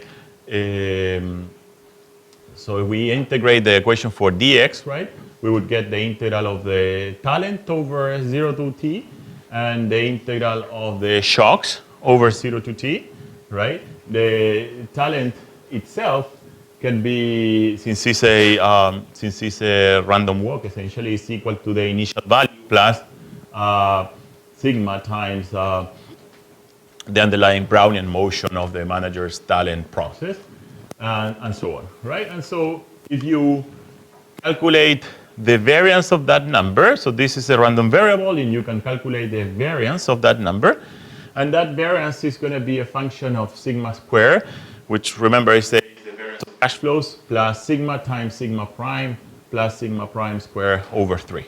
That's a formula, you can check it, and but it shouldn't be difficult. So those are the 4 moments, theoretically speaking. Those are the 4 moments that we would want to use to estimate the 4 parameters that we need to estimate. And the first parameter that you could immediately get, using this approach, would be the cost of replacing a manager, right? Why? Because we know that V of delta L, right, V at termination is equal to V of a new manager, delta 0. Those 2 numbers are observed. They are the prices, right? Minus C, right? So basically C is simply the difference between the stock price at the beginning minus the stock price at the end. And here's where, obviously, we will have problems because there is some sort of exogenous growth that makes sure that even if we're firing somebody, most likely the stock price is going to be somewhat higher than when it started, right? But you could add a drift also. That would be an additional parameter that makes sure that you capture that. Yes, you had a question? Okay. Exactly. Precisely if we have this problem, right? So we'll have a negative cost there. So that's something we would want to fix. Okay. Now, another equation that we could use, right, is the equation for the first moment, the initial value of the firm. But basically, instead of using V of delta 0, we would use the empirical counterpart of that, to be the V hat that you see there. We also observe the expected discounted value, because we take a sample of managers, assuming you have a sample of firms, right? All of them are identical by assumption. And then you look at in expected value when people are terminated, after 7 years, 8 years, I don't know, right? And then you calculate that number. So that is observable, right, with some noise, but in principle is observable. And so the initial value essentially gives us an equation for delta 0 that is also a function of delta L. So we still cannot separate the two things, but we have more equations, right? In fact, we know that delta L is not really a parameter, because this is something we choose endogenously, right? And that looks like this, right? So if we use that, and moreover, if we use the formula for the expected discounted time, remember that the expected discounted time is expected. I should do this, right? Or is this? Right. Sorry. Remember that the expected discounted time, E minus R out here, was equal to expected minus 2R square root delta 0 minus delta L divided by sigma prime, right? So from that equation, right, that I told you before, we can solve for sigma prime and get it here, right? This again is an empirical moment, right? So we have sigma prime is the function of delta 0 minus delta L. We plug sigma prime here, and once we do that, we have delta L as a function of delta 0 minus delta L. And so we then go back to equation 13, plug it there, right? And then we solve for delta 0, and we found delta 0, right? We now found delta 0, and once we know delta 0, we can use this one to recover delta L. And once we know delta 0 and delta L, we know sigma prime. Okay? Yes? So, how would such an estimation be different than the maximum likelihood? Trying to find parameters. This one would be less efficient, I guess, but you could use maximum likelihood here. I didn't think about that, but let me think about it. So we have prices. We know what the density of prices is. We have X. We know what the density of X is. So we could use maximum likelihood. I like this one because it's more intuitive to me, but I'm sure that you could use maximum likelihood, and that would be more efficient than this. Mm-hmm. I'm just wondering if you Yeah. thought about how the errors may propagate through, because you kind of estimating a moment and then think, okay, that's going to be my sigma prime, and I'm going to put that. Yeah. Like how likely it is that, like how close to the reality the Yeah. models should be for the estimation to be. Yeah. Yeah, you're basically saying that you're saying that this approach is gonna propagate error. So if one of these equations is wrong with respect to reality, we are gonna affect the other estimates in ways that maybe would be mitigated by maximum likelihood. I'm sure. In fact, yeah, I'm sure that would be the case. So.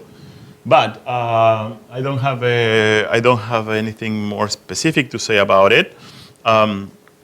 Now I show you. So these are the equations in closed form for the parameters I was telling you about.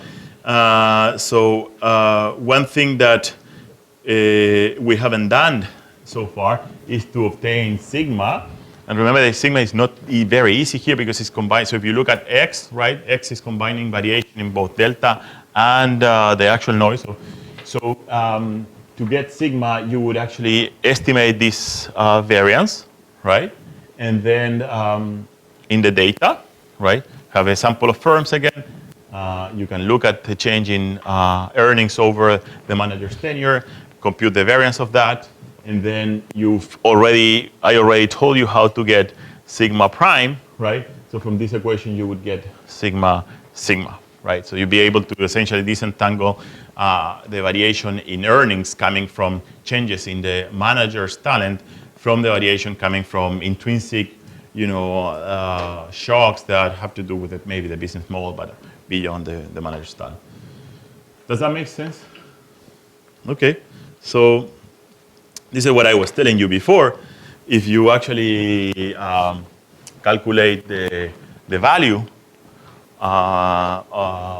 function in this model, you can get it in closed form. It's b of delta 0. And as you see there, right, it only depends on sigma prime. So that's the part I'm a little puzzled about, right? Because you would think that normally, if you are learning about something and making the decision based on the information, right, and that something is more noisy, right, that would affect your value. So I'm still a bit puzzled by that, but my only guess at this point is that this is sort of an IFH result that would change completely if you assume a little bit of persistence, I think, in terms of say, the manager's talent, right? So if instead of having shocks that are IID over time, these shocks actually persist, I think that would go away. Yep. Mm-hmm. Sigma prime is the manager's talent. Yeah, sigma prime is the manager's one. So is it possible that it has to do with the fact that you cannot do anything about sigma, which is the fundamental shock, but you can actually make the decision you might change sigma prime by changing managers? I don't know. I need to think about it. Frankly, I don't think it's intuitive. Again, if you have a bad signal and you're making a decision, your value should be lower, right? You would think that would also affect suppose the signal is super bad, right? Then you would tend not to rotate, right? So turnover also would be affected, but here it's not. And, but I just follow the paper of the Marsosanikov to the letter. So that is sort of a caveat. So if this is wrong, it's not my fault. No, I'm joking. But anyway, so you see, it's kind of nice that it has a closed form solution that in theory is something you can estimate with almost no effort, right? And now the question is, well, is this model, reasonable enough empirically, right? Or we need to add maybe some sort of drift in the cash flows, or maybe we need to add, other sources of friction, like agency frictions, like in your paper or in their paper, etc. Right? At least I would think this is maybe a starting point.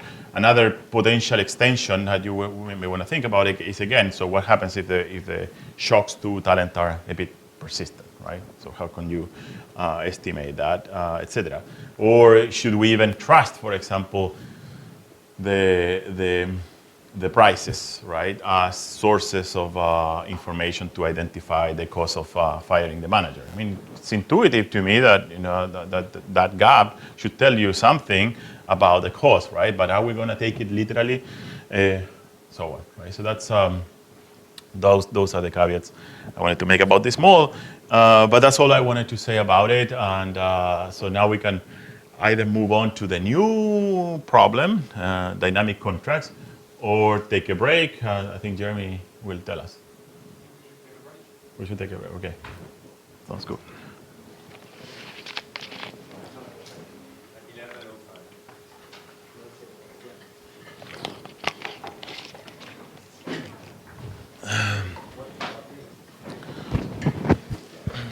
Jeremy, you have a second?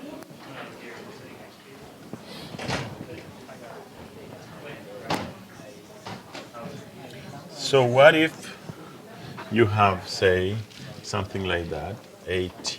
So we have a wage the managers are getting that depend on some action that he's taking, plus manager reputation. So that's essentially the model, and then you basically fire the manager whenever you want. So actually, question for you, so how would that work? Because, so you are restricted to choosing this type of contract, plus you are allowed to fire and rehire. So that's a model that we were thinking with Felipe that it's doable and perhaps also empirically okay. Now the question is what is this action? So the action could be manipulation, has some cost, and then the question is would this be a more reasonable model to estimate compared to the one we had before? That's it.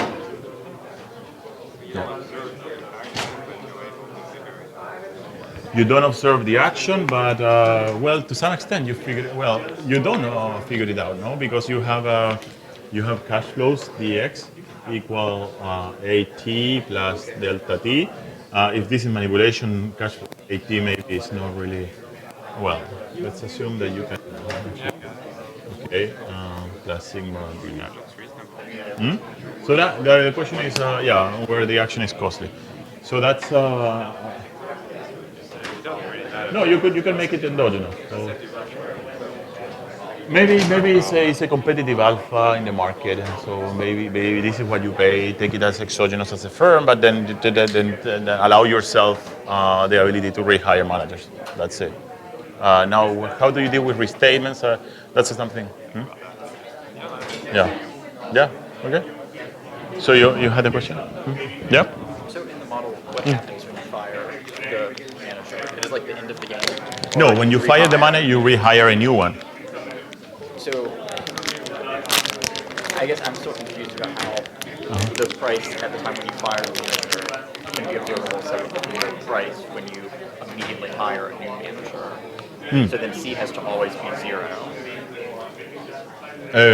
because they're always the same. Is that No. misunderstanding? Yeah.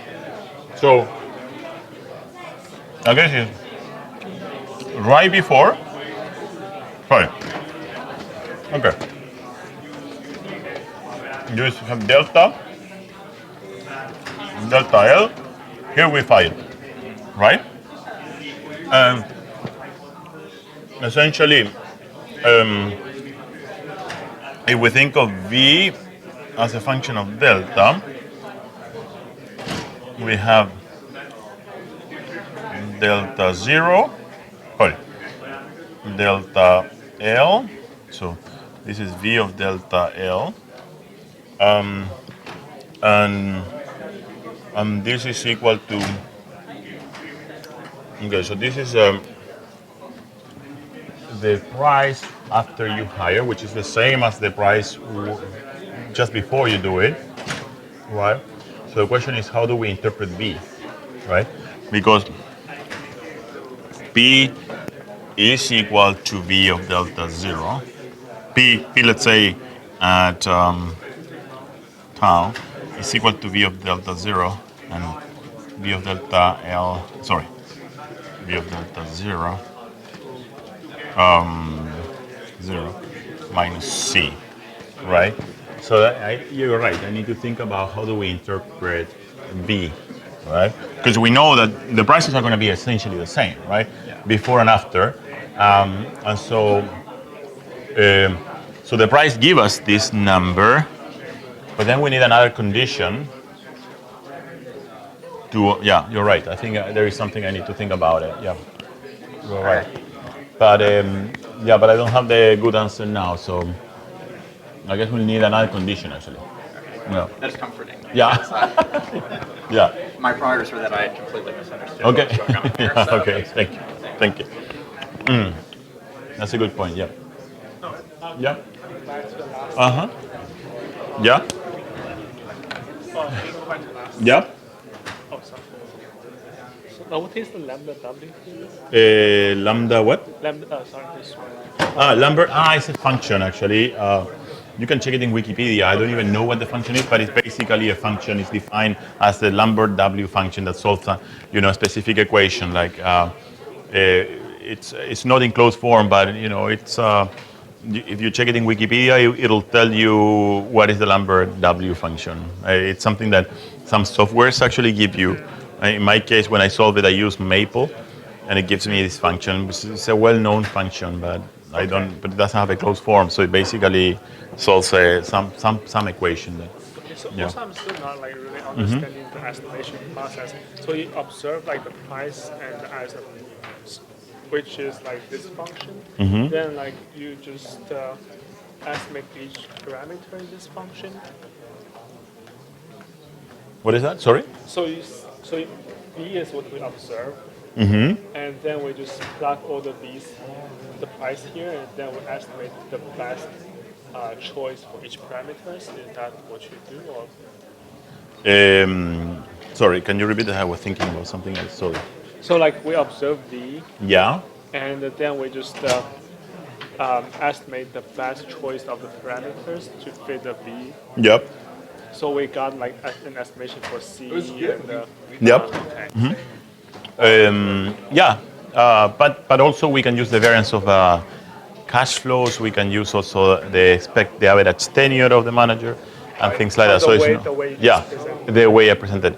Yeah, but I need to think about what. The standard deviation for that way is, how would you construct the standard deviation? Like standard error or like The standard deviation of what? the standard error way, when you follow the process, like you estimate the first parameter, then you use the estimation of the first parameter. Yeah, plug it. Yeah, and then solve it. Yeah, exactly.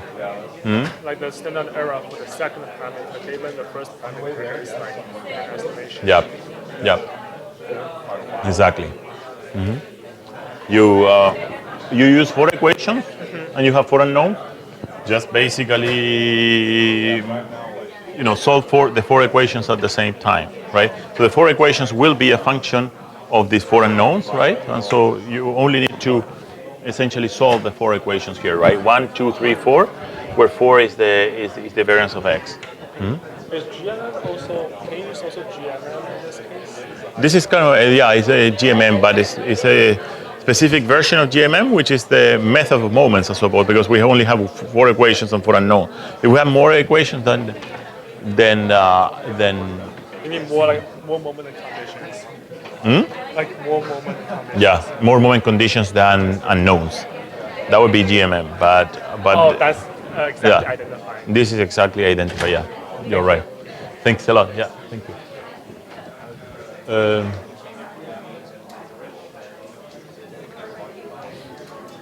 So when I first started, Hey. Yeah. Hi. I'm a PhD student Okay. at Rutgers. Okay. Going into my fourth year now. Okay. So I really liked statistics. Okay. So in the past 3 semesters, I took all the statistics PhD courses. The what? What The is? statistics PhD The courses. statistics. Yeah, yeah, yeah. And I actually took their comprehensive exam Okay. in the statistics department. Okay. And I just found out yesterday that I passed that exam. Nice. So I was. So we should celebrate here. I hope so. Yeah. But I actually never got to learning about stochastic calculus. Yeah. In the stats department, obviously it was like not Yeah. very popular field. No, in it wasn't very statistics. popular. Yeah. So I actually want to learn about this area, and I thought it would be helpful if you can, if you have some lecture notes. Yeah. I'll share this and everything else that I can share with you. Yeah. I can send you an email. Sure. Requesting you. Of course. So, Yeah. Of course. Yeah. Thank you so much. Congratulations again. Yeah. Thank you. I was Yeah. really excited. I'm still really excited. Of course. Yeah. Of course. You should. Yeah. Okay. And What's your name, by the way? Just to remember. Tavish. Davish. T. Davish. Okay. Perfect. Okay. Perfect. Yeah. Thank you.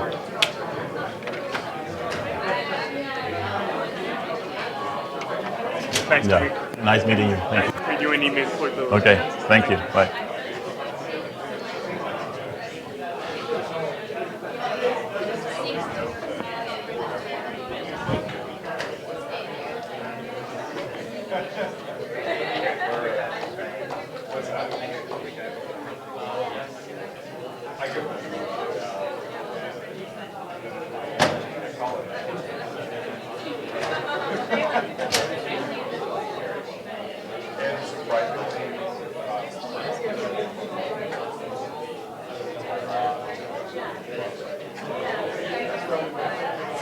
You're gonna go. You're gonna change.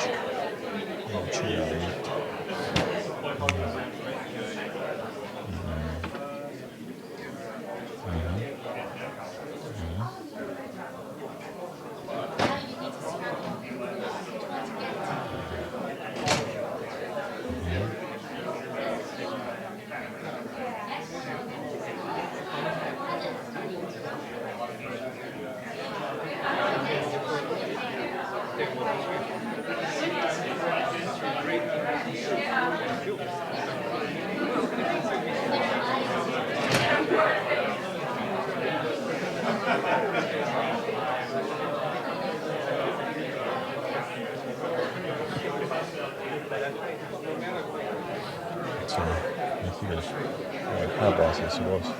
Okay. Okay. What's your contribution value? Let's gonna jump here.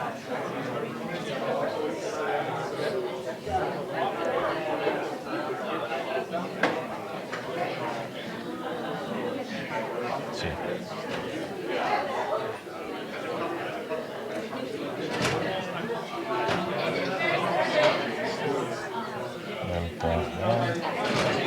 Hey, how are you? Good to Sorry see I you. couldn't come in the morning. Yeah, no I had a worries call, actually. so Yeah, I'm yeah, gonna sit yeah. in Oh, you're for gonna this. sit? Okay, great. Yeah, thank you.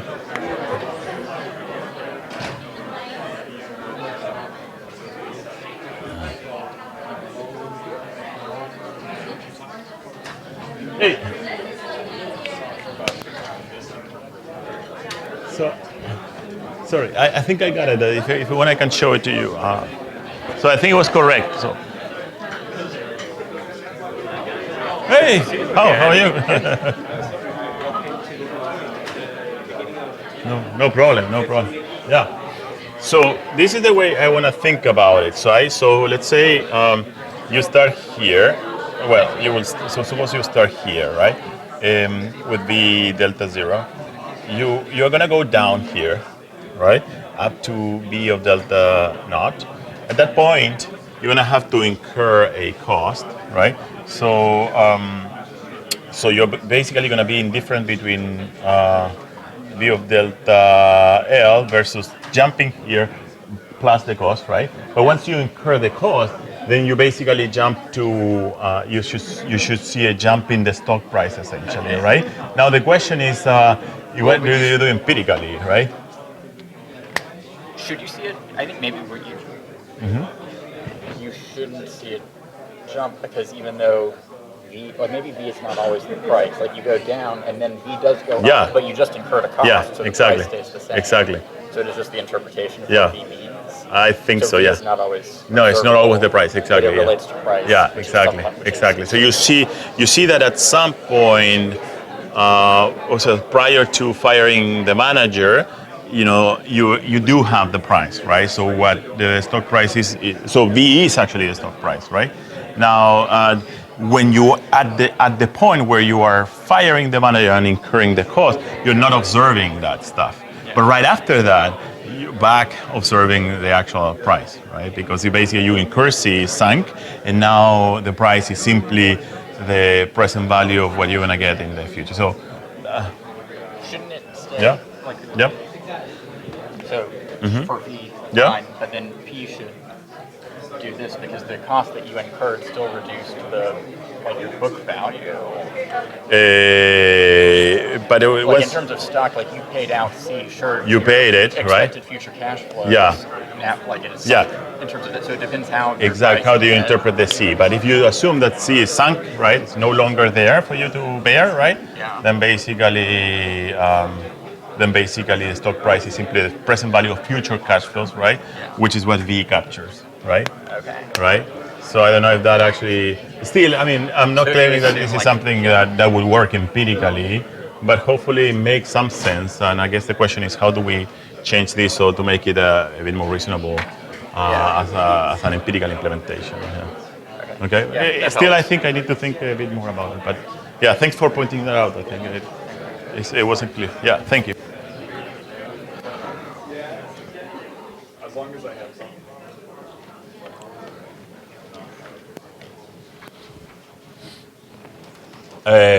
Jeremy? So, Jeremy? It's time? Time to start? How much? Yeah, so it'll be... You're increasing. The pay is increasing, though. Yeah, okay, good. No, because... Yeah, no, my only concern is that I need to go to the airport at around 1, I think, so yeah. That would be, yeah. Yeah, okay. Yeah. Okay, so we've seen a little bit of stochastic calculus, then this application that had a closed form estimation. And now we're going to talk about dynamic contrast, which doesn't have those nice properties, but can still be estimated. I'm not going to show you the actual estimation, but I'm going to give you some thoughts about how would you proceed to estimate a model like the one I'm going to be discussing here? This is a very well-known model in finance. It's sort of the workforce for dynamic agency, I think, in finance, right? It's a paper published by DeMarzo Sannikov in 2006, and it goes back to a paper that DeMarzo published with Fishman in discrete time, right? So if you compare the two papers, you'll see what you gain in terms of tractability by using continuous time, right? So the paper is posted there. It's optimal security design and dynamic capital structure in continuous time. I'm going to only talk about the solution to them all. I'm not going to talk about the implementation and the capital structure, whether you want to have debt or long-term debt or a credit line. Maybe it's very nice because it talks also about all the things and has a lot of results. But I'm going to just show you the basic model, its solution, and some thoughts about estimation in the next hour 15 minutes. So time is, again, continuous. So it goes between 0 and infinity, so it's infinitely live manager here. The principal is risk neutral, and he discounts payoff, so cash flows at the rate R. But the manager has a higher discount rate, so the manager is essentially impatient. So he wants to consume as soon as possible, and so that's going to be essentially the friction in the model. Without that, we don't have a friction. Everything can be implemented at no cost. And the other important friction here is that the agent has limited liability. Right? We cannot pay him a negative amount. So any cash flow, any payment to the manager must be positive. And so the idea here is that we are think of the manager as sort of borrowing money from the principal.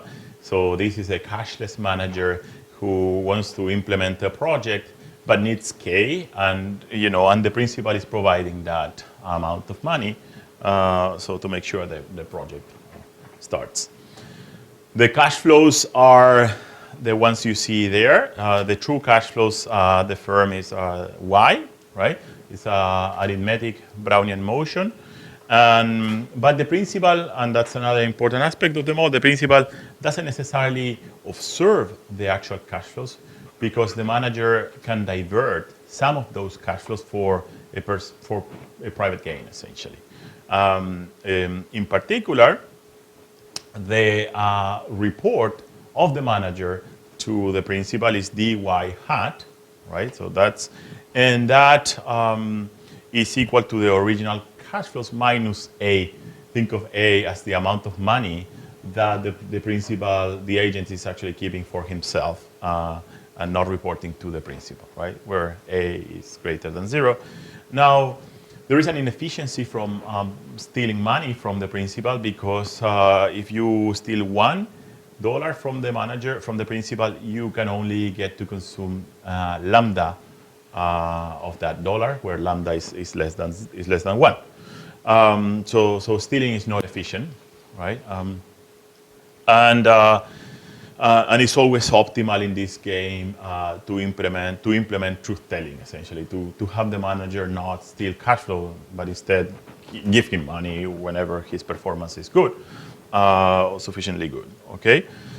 So we need to find an optimal contract under full commitment, which means that the principal will commit to paying a certain amount of money based on the evolution of reported cash flows, this Y hat, and will commit also to firing the manager if performance is not good enough, right? So related to what we've been discussing, so this is also a form of optimal stopping time problem because we need to fire the manager optimally to provide him with incentives, right? So the model is going to essentially predict, what the manager's pay for performance sensitivity will be while in office, and it's also going to predict what's the optimal rate of turnover in this model. Okay. Now another assumption is that at the stopping time when we fire the manager, the firm will be liquidated and the principal will receive some amount L, which is a parameter of this mole. It could be exogenous or it could also be endogenous. Depends on what you think is more realistic.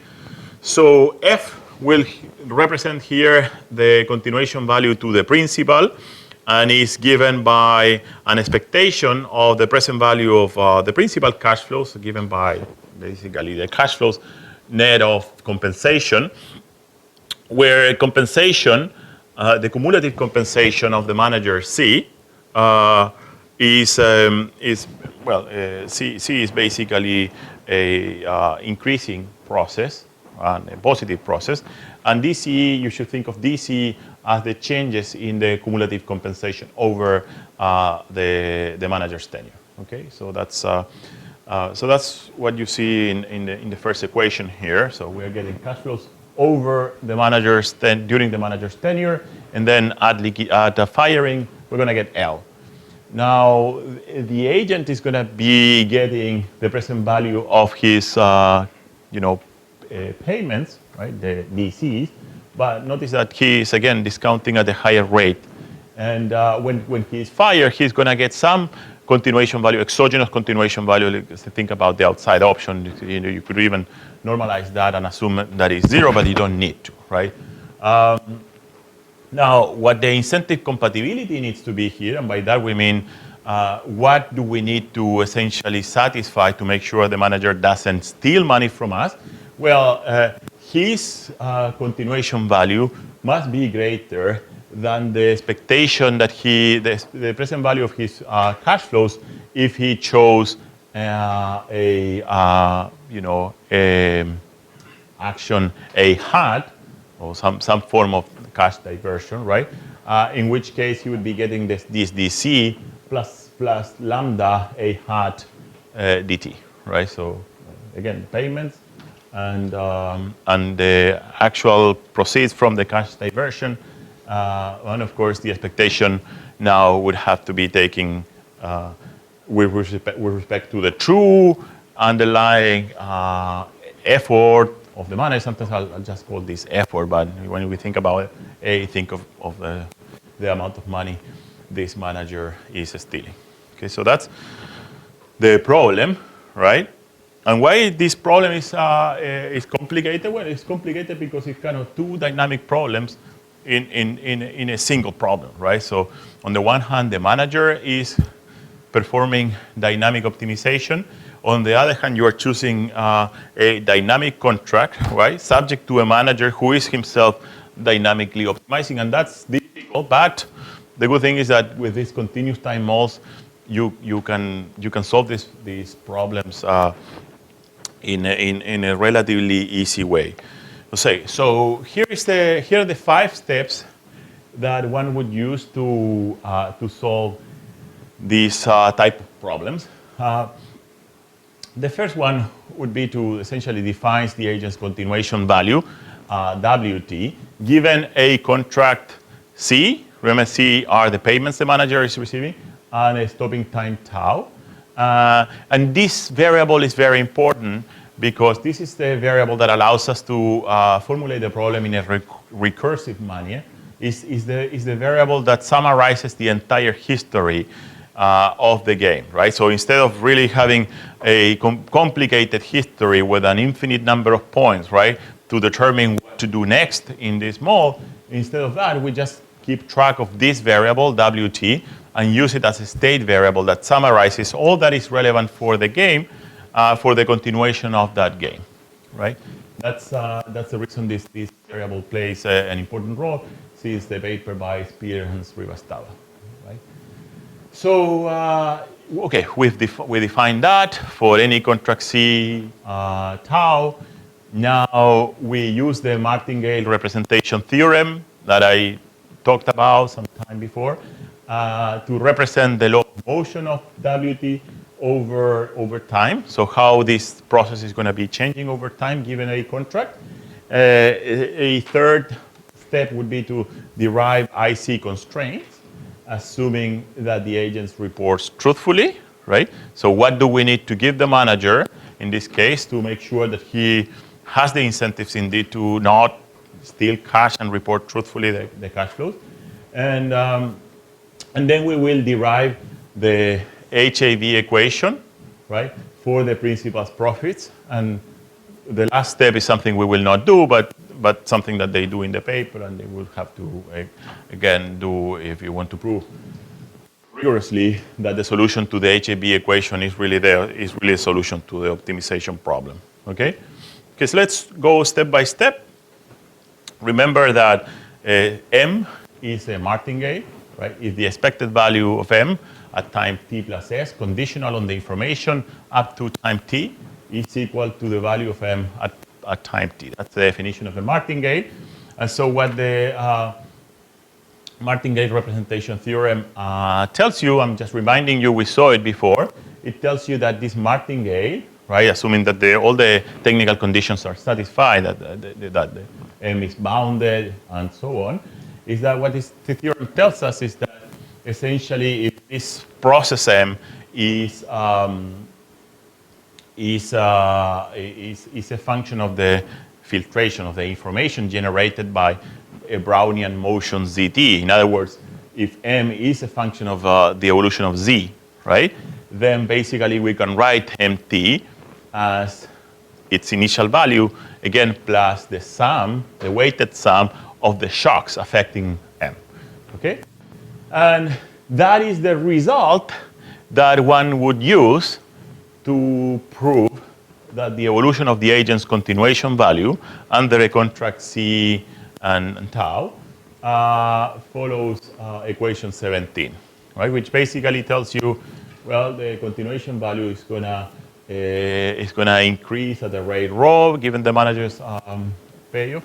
Each time we pay the manager in cash, that's gonna increase the continuation value because we are basically paying him whatever we owe. Right? Think of W as the amount of money we owe to the manager over his expected tenure, right? That money, since the manager has discount rate, is growing at that rate. That is explaining this. It's kind of typically that term is called the promise keeping. If we stick to our promise as principals, then it must be the case that the manager's wealth or continuation value is increasing at that rate. But whenever we pay some of those promises, we decrease the debt that we have with the manager as a principal.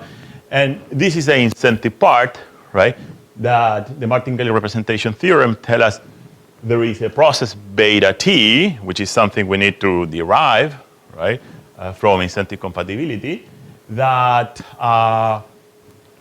so there is this process, this sensitivity, that affects the continuation value as a function of, again, the performance surprise, right? So if you think of dy as the actual reported earnings or cash flow, and mu dt as what we expected the manager to make in a given process, right? Any gap between these two things is going to affect the continuation value, and this beta t is the sensitivity with respect to these surprises, and it captures, again, the pay for performance sensitivity. How sensitive is the manager's continuation value to performance, essentially, right, relative to expectations. Now, we contrast this model with the previous one. Notice that here there is no learning at all. We know what the actual mean of the cash flow process is mu. So in that sense, this model is simple. But the Marshall-Sannikov, the one I showed you before, but with agency would have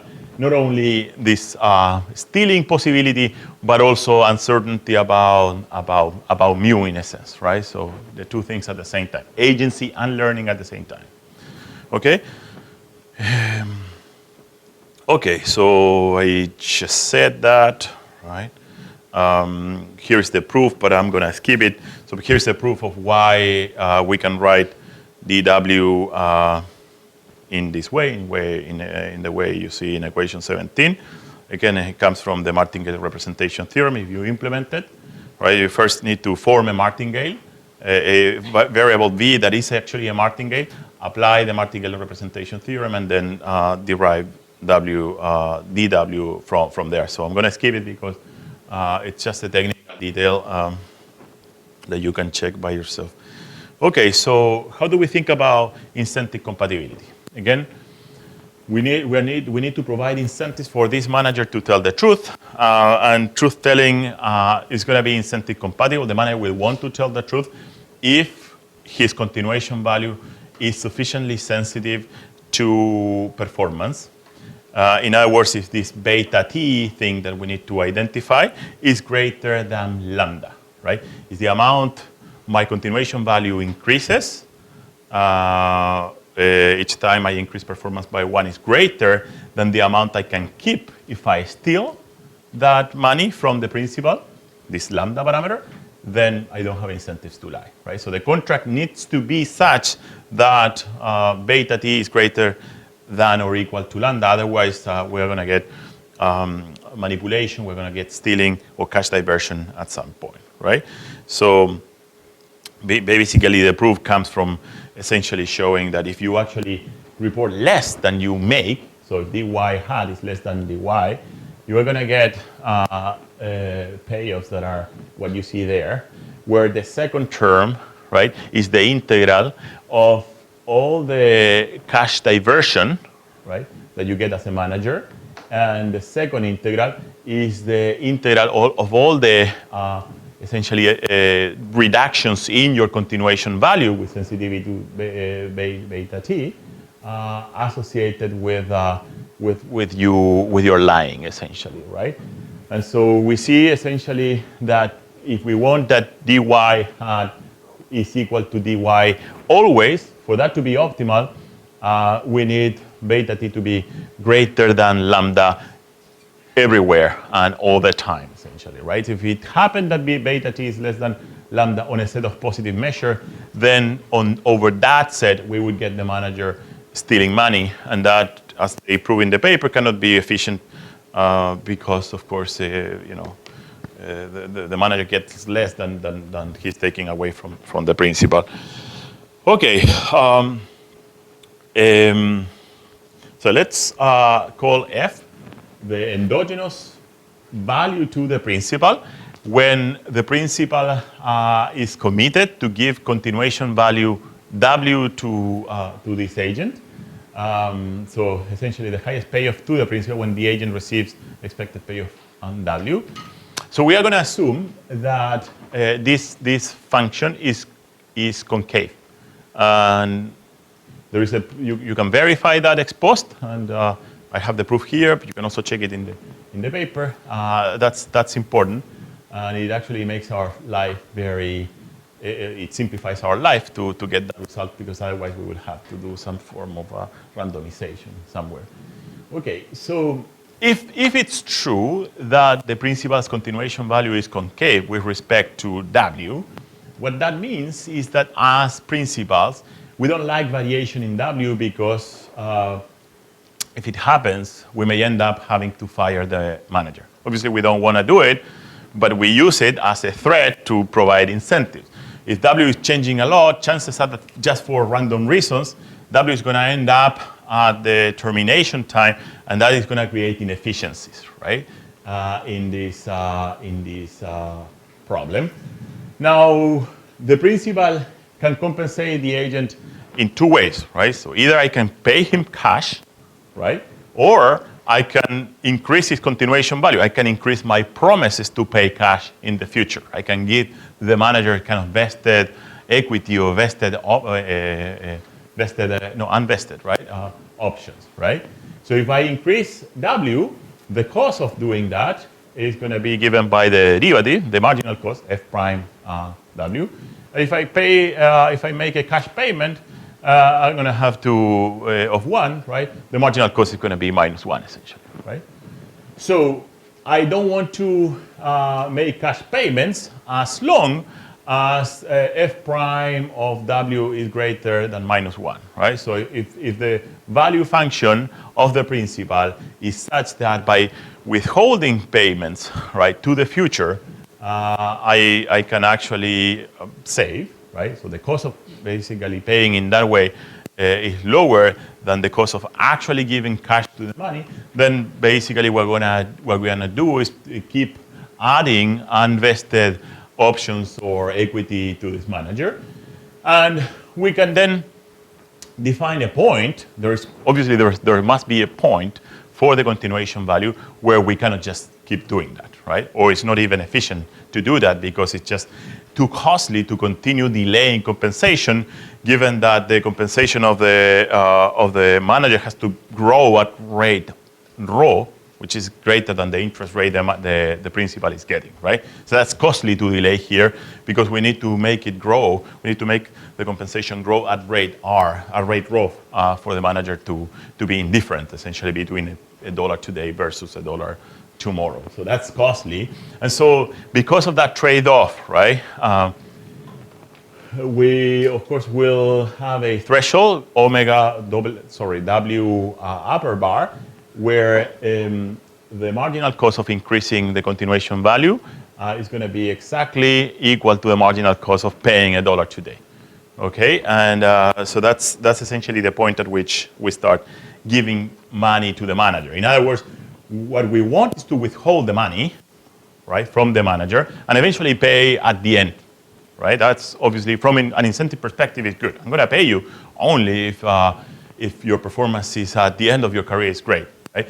We're going to do that because it's too expensive, because if we do that, basically we need to make it grow at rate R, right? And so there is going to be this trade-off between these two things that will lead to a threshold such that below that threshold, we keep adding to the manager's continuation value, right? And above that threshold, we pay him cash, right?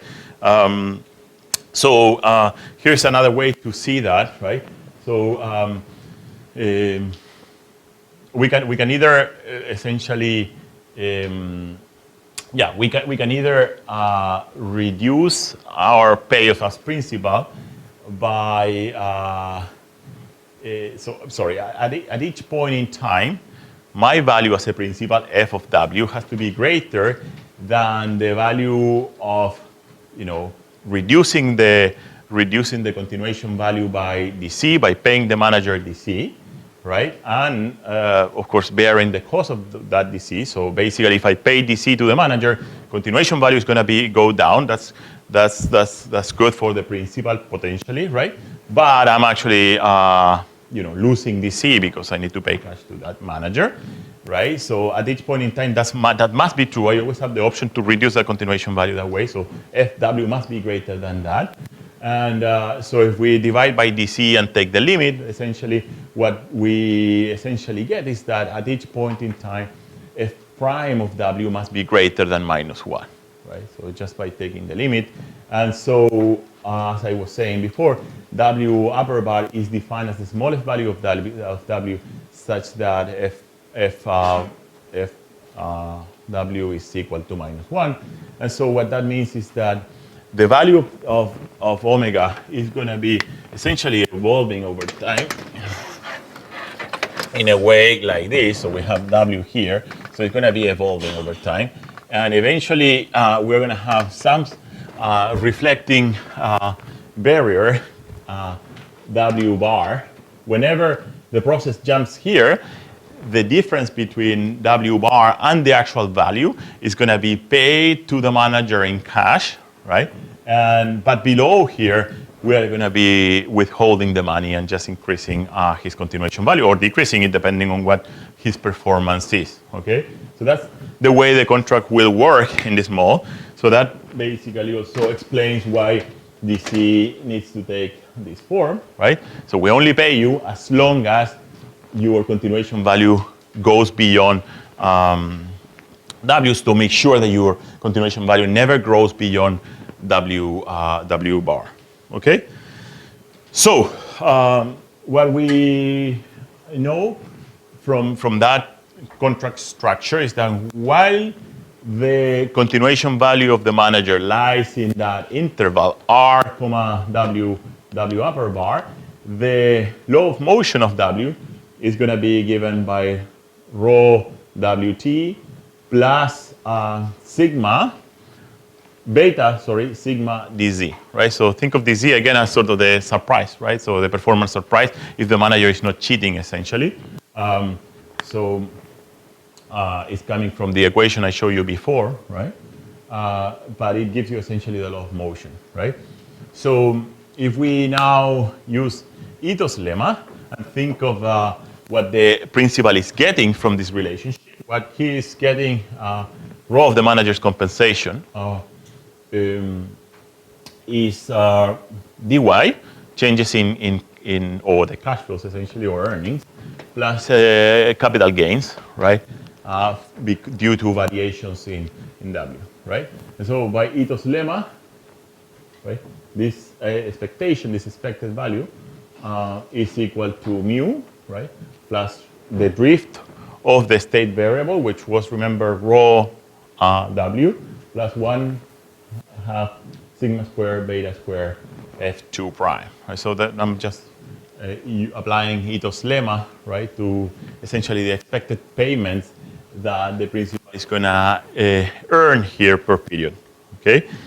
And so those payments by the HAB equation, right, under the HAB equation, have to be equal to the cost of capital, R of F, right, cost of capital in the left-hand side, R of F, and returns in the right-hand side. But notice here that beta is endogenous because it's what the principal is choosing, right, and is essentially the pay-for-performance sensitivity of the contract, right?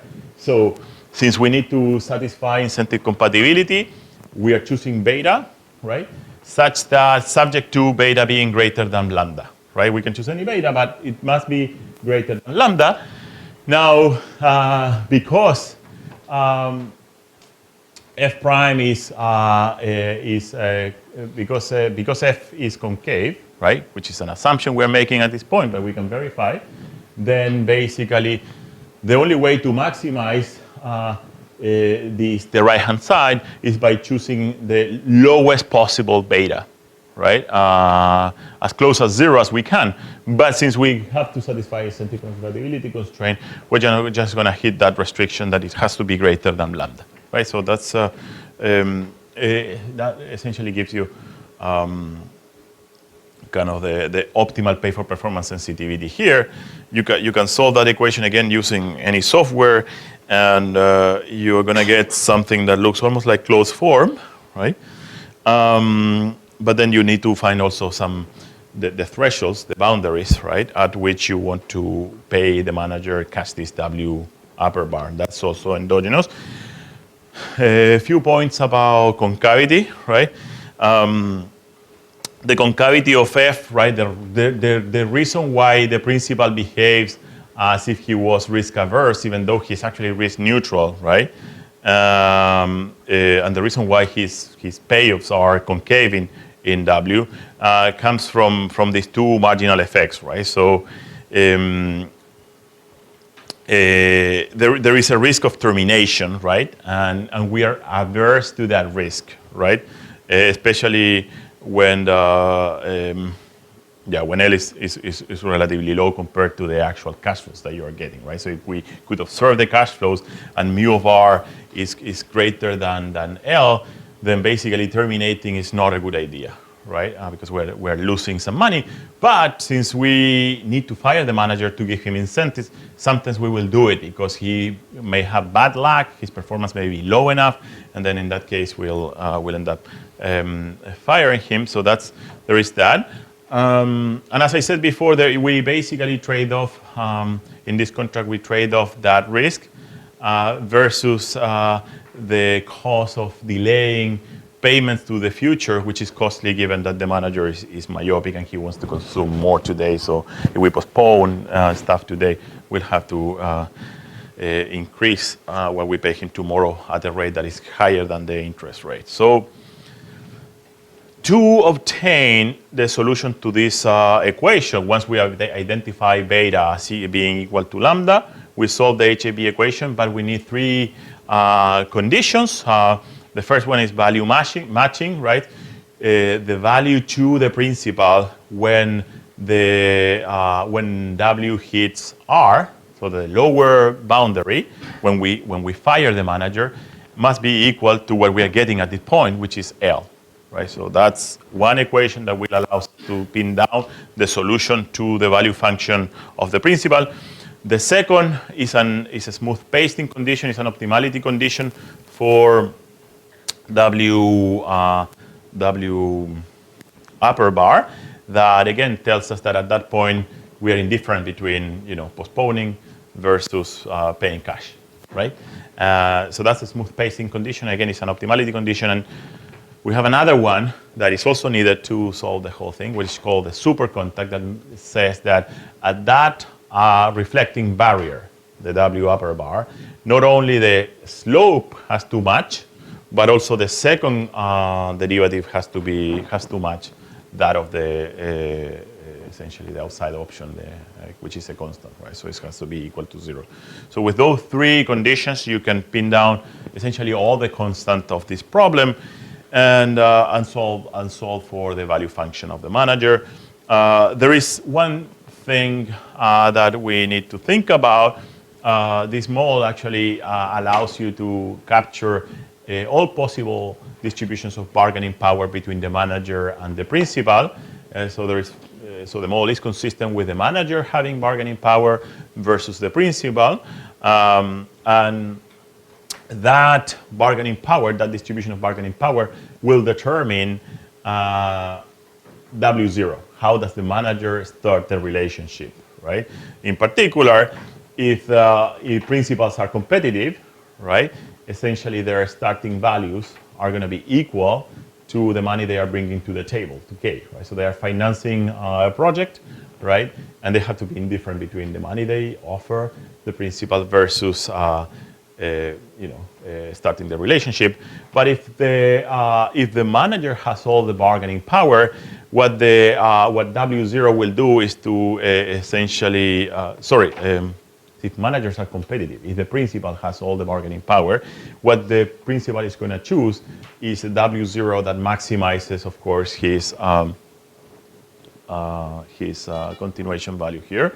So W0 is going to be determined by this F prime equal to 0 condition, right? Of course, we always need to make sure that that F W0 is greater than K. So this is the way the value function of the principal looks like. It's taken from their paper. So remember, here is the state variable, namely the continuation value of the agent.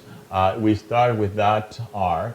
At that point, the manager is fired, and we get L as principal, right?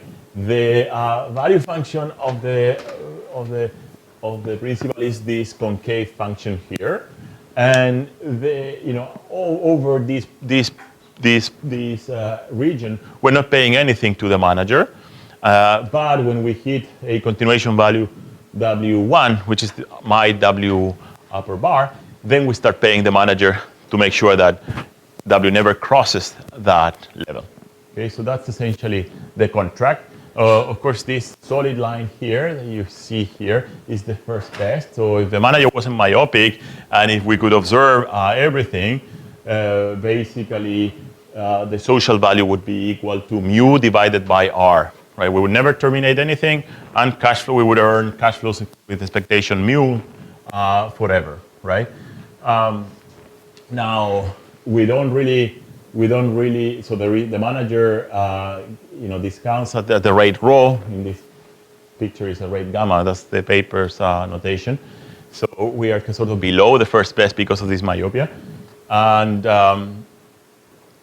the actual B here is my F, right? So that's the continuation value satisfies that equation and intersects the dotted line at this point.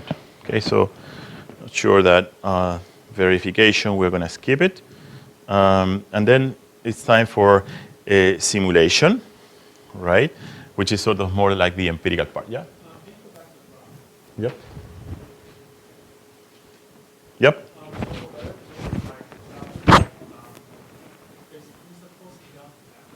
Could you speak louder, please? Like if W, like the continuation value is very big. Yep. So the continuation value will never go beyond this point, because whenever we hit that continuation value, we're going to start paying him cash to decrease it, to make sure that it never goes beyond, right? right? So that's what I was telling you before. We are going to have W here evolving over time, and there's going to be W star, right? And so think of sometimes maybe there is going to be it's going to overshoot, right? But then we are going to essentially pay the manager, right, that number to make sure that his promises, my debt with him as a principal, goes down and remains below this, right? So this is in the language of stochastic calculus. This is a reflecting barrier, right? So some processes can be bounded from above by this process DC, right? And that's a reflecting barrier essentially, right? So W upper bar is a reflecting barrier to W, to the manager's continuation value. Okay, so let's do simulation and some thoughts about estimation. So the first thing you may want to think about is, well, how do we simulate this continuous time process? Obviously, we cannot do it. We cannot simulate a continuous process, so we'll have to discretize it, right? And the way we would do it is as you see here. So we can divide each unit of time, let's say a year, by, say, n intervals. So let's assume that the unit of time we're using is a year. So here we have essentially 1, right? Here we have t. We're going to essentially divide that as n periods, right? So we're going to transform these processes into discrete time processes. And if we actually create enough sub-intervals per year, essentially, the approximation is going to be reasonably good. It's going to be good, right? So we can maybe choose 100, maybe 1,000 sub-periods within a year. And we will essentially maybe simulate it for T years, capital T years, where T has to be sufficiently large because we want to make sure that, so if the managers on average, work for, let's say, for 9 years, right? We want the simulation to go beyond that so that it's not really limiting or binding the actual estimation, right, or the actual process, right? So suppose we simulated over 100 or 50 years, whatever you think is sufficiently large, so it doesn't become binding, essentially, or it becomes binding with a very small probability. Then essentially we will have to draw capital T times n random shocks, right? To simulate equation 20. And our approximation is going to, so dy is going to be essentially yt minus 1. So what we mean by dy in the simulation is simply the difference between yt, the discrete version of y, minus the previous value of that process. And of course, since we are dividing it by n each period, then the rate at which this process increases the drift is going to be mu, the annual rate, divided by the number of periods, right? So the smaller the period, obviously, the smaller the expected increase in that process, right, over a given period. And then to capture sort of the Brownian motion part, the random part, we are going to simulate at each point in time a normal 0, 1 with variance sigma divided by square root of n. Okay, so again capturing the notion that the more you increase the fineness of the simulation, right, the smaller will be the drift, but also the smaller the variance of the shocks that you're going to be adding, right? So that's the way you would simulate it. And of course, another thing you would need is the starting value. So we can simply take y0 to be 0. So here is a piece of code. I'm not an expert into coding things, so there are probably a lot of improvements here, but at least this gets the job done. So this is, are you familiar with MATLAB, more or less? Some of you at least, MATLAB, right? So at least that's the software I would use here. And what you would do if you are using MATLAB is the following. And let me see if I can can I actually write here? Takes notes. I'm not sure that I'll be able to write. But let's go sort of line by line. Well, the first one is just setting up. So I want to clear everything that is in the memory of the program or the computer and define the parameters that will characterize the evolution of the process. For example, I will define a mu of 5, a sigma of 10, right? Those are the values I'm going to take. I'm going to divide any unit of time by 100. So I'm going to create 100, small time intervals. I'm going to simulate it over 20 years. So t is going to be 20. And I'm going to actually simulate 5 firms. So n firms are all parameters here. I'm going to create a variable t that is going to go from period 1, to period n times t plus 1. So it's the total number of periods that will be essentially plotted here. And I'll create dz, which is the Brownian motion. It's a normal random variable with mean 0 and a standard deviation square root of 1 over n. Okay, so that's basically creating a matrix of essentially t times n rows by n firms columns.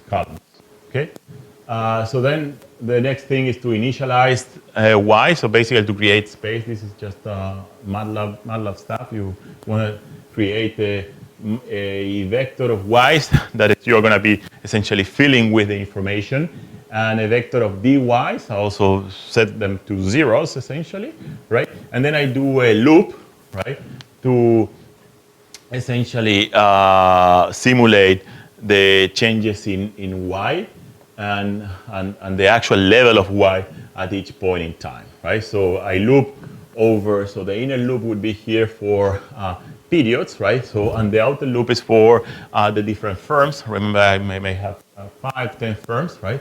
So, so within each firm, for each given firm j, I'm gonna create dy of the first period, or period I, in this way here, right? Where dz is the one, the thing I created already before, but the row is I and the column is j. And then basically, after I created the changes in y, I can construct also the actual level of y by simply using the previous level of y plus the the change in that period. So that's the way you would simulate the process. I'm sure that many of you already know that.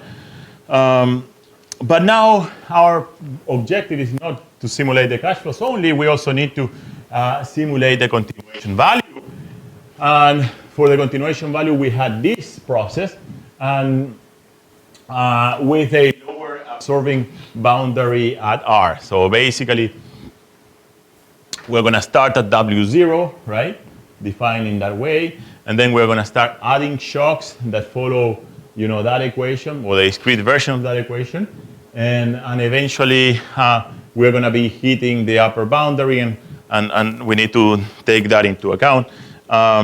So the problem with simulating this process is that we first need to solve them all, because as we know, right, this process is going to be moving within this interval, right?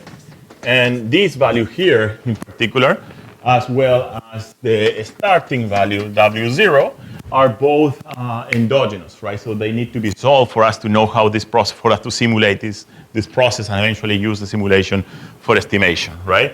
And so I'm not sure I'm going to be able to explain very carefully again how to solve them all, but I have a piece of code that I'll share with you. You can play with it, where I tell you how to solve them all, and including the different. So I call this function DMC, is the one you see here. It uses a routine that is in MATLAB is called boundary value problems, right? And then it uses that routine, and then it basically solves for the boundary conditions using the 3 boundary conditions I mentioned before, right? The value matching, the smooth pasting, and the super contact. So this is the piece of code. Essentially, it gives you the solution to the HAB equation for the Marso-Sannikov model as a function of the parameters, which are R, right, rho, mu sigma, L, lambda, and capital R, right? Those are the parameters, the things you have to give to this piece of code to essentially obtain the value function of the principal and the underlying, boundary conditions and reflecting barriers, etc. So I don't know if it should go over it. It's a bit, I don't think I'm going to be able to explain it well, but I'll share with you. I think you have to go through it and kind of get a sense. Basically, it's a standard code for solving boundary value problems, essentially the HAB equation with these 3 conditions I mentioned before. So that's all I'm going to say about it. But let's assume we did that. Okay, so we used that piece of code. We solve for the principal value function. Now we can simulate not just W as the continuation value of the manager, but also F, right? So now in practice, empirically, you don't observe W, right? We only observe how much the manager is getting maybe paid period by period, but we don't really observe how his continuation value in this game evolves, right? So that's a latent variable that somehow one would need to eventually infer empirically. And so how do we simulate this thing? I also have another piece of code that is called gen data that does the following. So we give parameters to this piece of code, the same parameters we needed before, right? R, rho, mu, sigma, L, lambda, and R, capital R. Then we basically solve for the HAB equation. So this, you see that this piece of code is calling the HAB equation. After we solve the HAB equation, we have this WH here, which is an output of the HAB equation program. So what you see here. So now we can create essentially the space of just a second for the value function. We are gonna so the state space for the value function of the agent, for the W, is going to go between the left point is going to be R, which is 0 in our case, and the upper point is going to be WH, which is the solution to that upper barrier coming from the Sol HAB. And we are going to essentially take 100 points. Right? That's, yes, Jeremy? Sorry. How do you zoom in here? I never know how to zoom in MATLAB. It's control what? I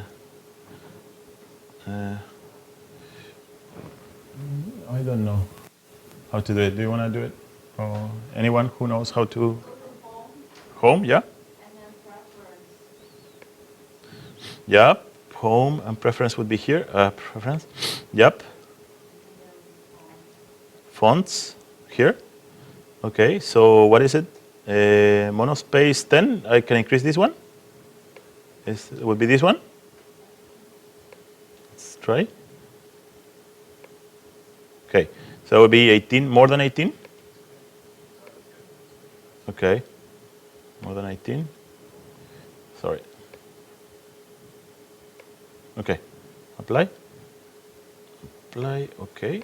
Okay, so as I was saying, we create the state space over W essentially, and the rest is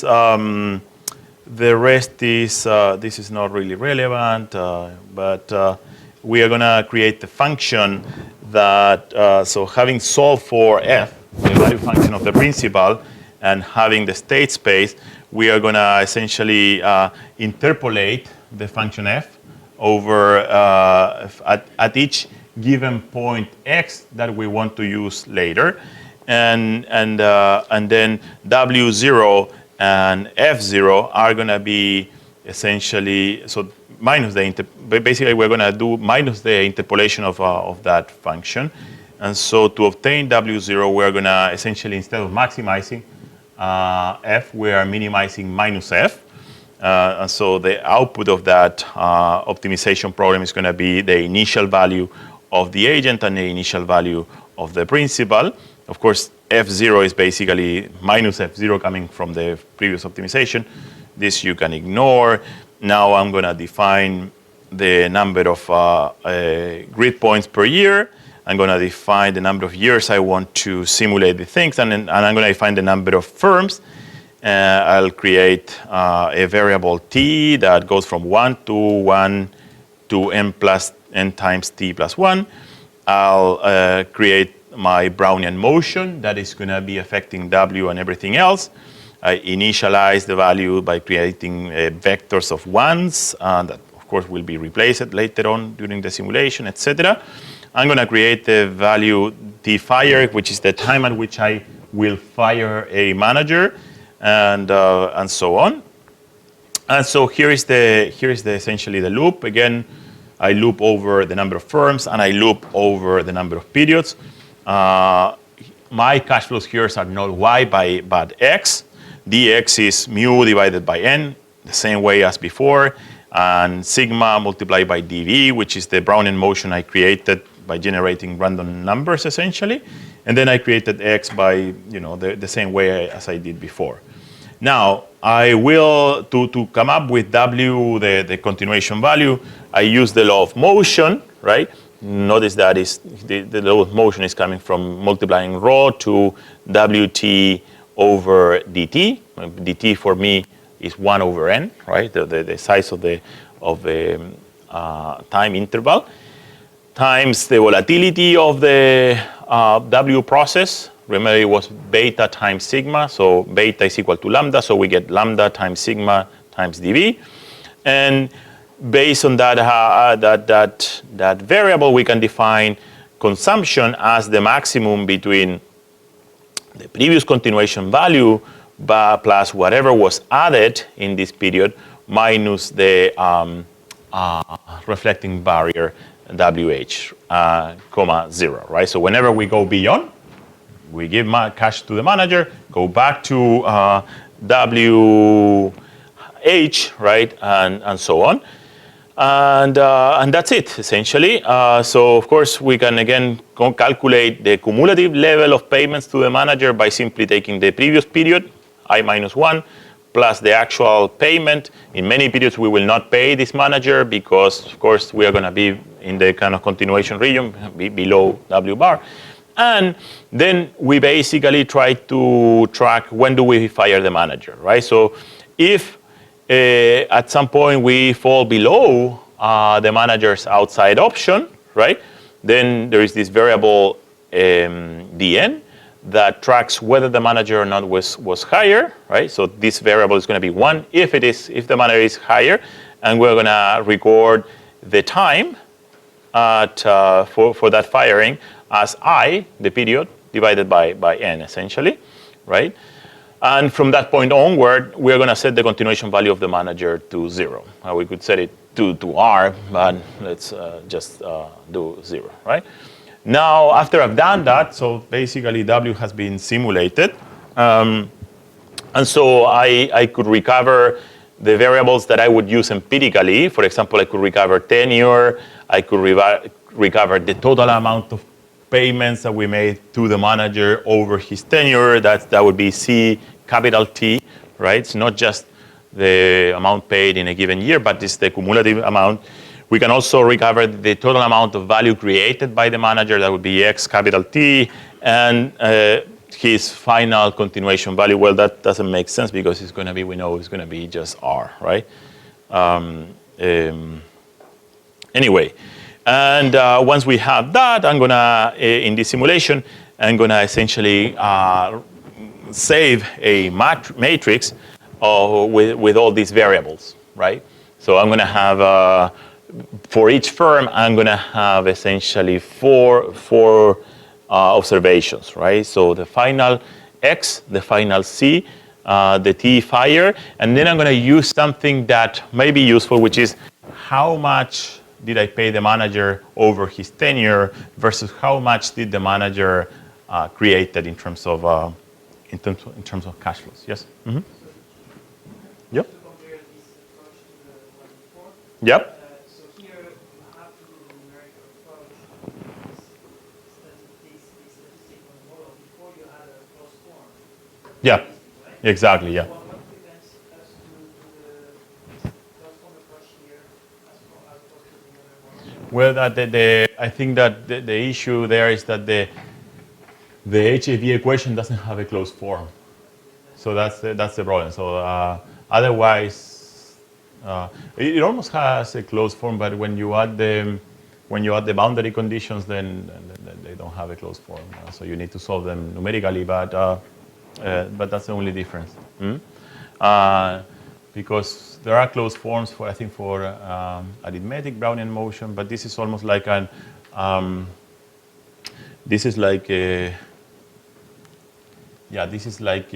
what I call the Ornstein-Uhlenbeck, similar to an Ornstein-Uhlenbeck process, right, where there is a mean reversion in the W's, but also with the reflecting barrier. That's the thing that messes up everything else. So that we don't have a closed form solution. That's a short answer. Okay, so not going to do the estimation I said, but let me give you some ideas, and let me show you also a few comparative statics. So let's normalize R to 5%. Again, we're not interested in that parameter. Let's normalize the manager's termination value to 0. So if we get rid of those, essentially we have the following parameters: how myopic the manager is, R; mu, how much earnings grow; sigma, how volatile the earnings are; lambda, what is the severity of the agency problem; and L, what is really the liquidation value once you fire a manager, right? One again could argue that we could recover L from the value of the firm, the stock price of the firm at termination, right? Whenever we fire the manager, we use the stock price to essentially estimate L. One could recover mu and sigma from estimating the actual mean volatility of the cash flows, right? So in fact, for that, we don't even need the model, right? Because we know that in equilibrium, the manager is not lying. We're not learning about anything. So there are just two fixed parameters that need to be estimated, and you just may use annual observations to estimate mu and sigma. Right? So that's easy. And the tricky part is how do we estimate rho and lambda. And one suggestion would be to use the expected tenure here for the manager, because obviously that the more myopic the manager is, right, the more we'll have to pay him early on, the earlier that we will tend to terminate him, right? So my conjecture intuitively is that if the manager is very myopic, we'll have to terminate him very quickly. If rho is very high relative to R, we'll have to terminate the manager very quickly. And of course, the expected value of tau here is going to be a function of rho and lambda. So I'm oversimplifying a little bit things, right? But essentially, we need two equations for two unknowns. And the other equation I would potentially use is the expected total payments received by the manager over his tenure divided by the average tenure for a sample of managers. That would be my suggestion. And if you actually so I created an example that uses those two moments, and so I simulated data and created an example. It takes a little bit of time actually, but I wanted to show you that these two moments are monotonic in these two parameters. So they should work, I feel. I don't know. Again, I haven't done the full-blown simulation, but it seems like it should work. So let me just show you that, and then we'll finish here, unless you have questions. So I'm simulating for, yeah, okay. So this is essentially what I wanted to show you. So if you simulate for rho, what you get is, as we increase rho, the expected tau is going down. So that's the tenure, right? And the expected compensation, expected average compensation per year, in a sense, is going up, but that one is actually flatter. A similar patterns also would hold for the effect of lambda, right? If you increase the agency friction, lambda, get the manager to live for a shorter period. He's fired more often, get more turnover. But since he can steal more, he also gets more for himself. So his compensation per year goes up, right? So if the agency friction is so severe that to get the manager not to steal, we have to pay him a high beta, a high pay for performance sensitivity. He may end up getting paid more per year, actually.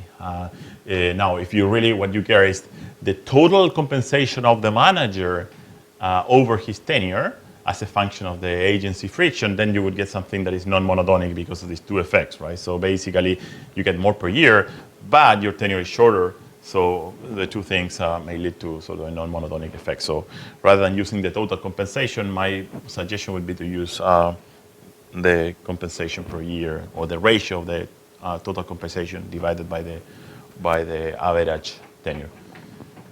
Yeah, so that's, I think, all I wanted to do here. I hope I probably did overwhelm you, and everything is a bit messy in your mind. That's in part is my fault.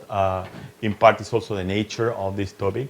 As I said, I think this is completely exploratory. There's very little, I think, research that uses this, continuous time models for estimation. I'm not saying there is none, but there's very little. It's growing, and there are two benefits, as I said at the beginning. One is tractability. There are many applications that can be solved easily in closed form, and the other one is computation. You don't need to integrate, so that makes computation be faster.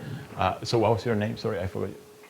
Mari. So you were telling me that today actually we don't need to worry very much about that because there are other techniques that allows us to do value function iteration and these things in a very effective manner.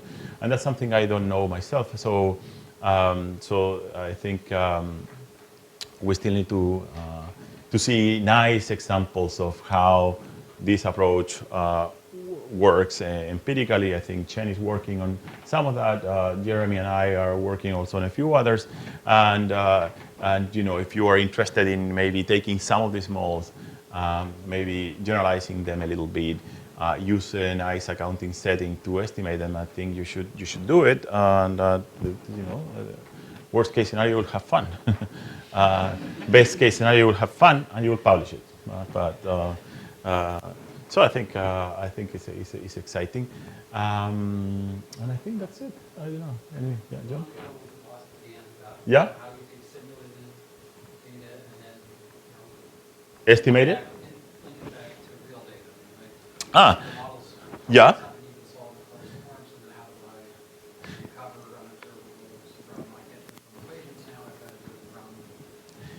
Exactly. So basically, what's going to happen here? So let's think about, say, expected value of tau, right?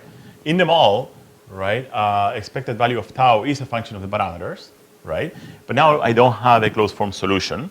I can still use the model to simulate the data, right? And then after I simulated the data, I can calculate the average tau, right? Now the next step will be to use that, or to match that simulated average tau to the real average tau. So we think of managers. The managers are their tenure is 7-8 years, right? So we would want to somehow make sure that expected value of tau from my simulation right, is equal to, say, 8 years, right? And so we would have a number of equations, and then we would penalize them. I mean, we would do some sort of generalized method of moments or simulated method of moments by listing a number of equations, simulating them under some parameters, and then searching for the parameters such that the simulated moments match the actual moment. So that's the part that I am not really talking about. But I'm sure that Jeremy probably discussed that at some point, or will discuss that, right? So how to do simulated method of moments.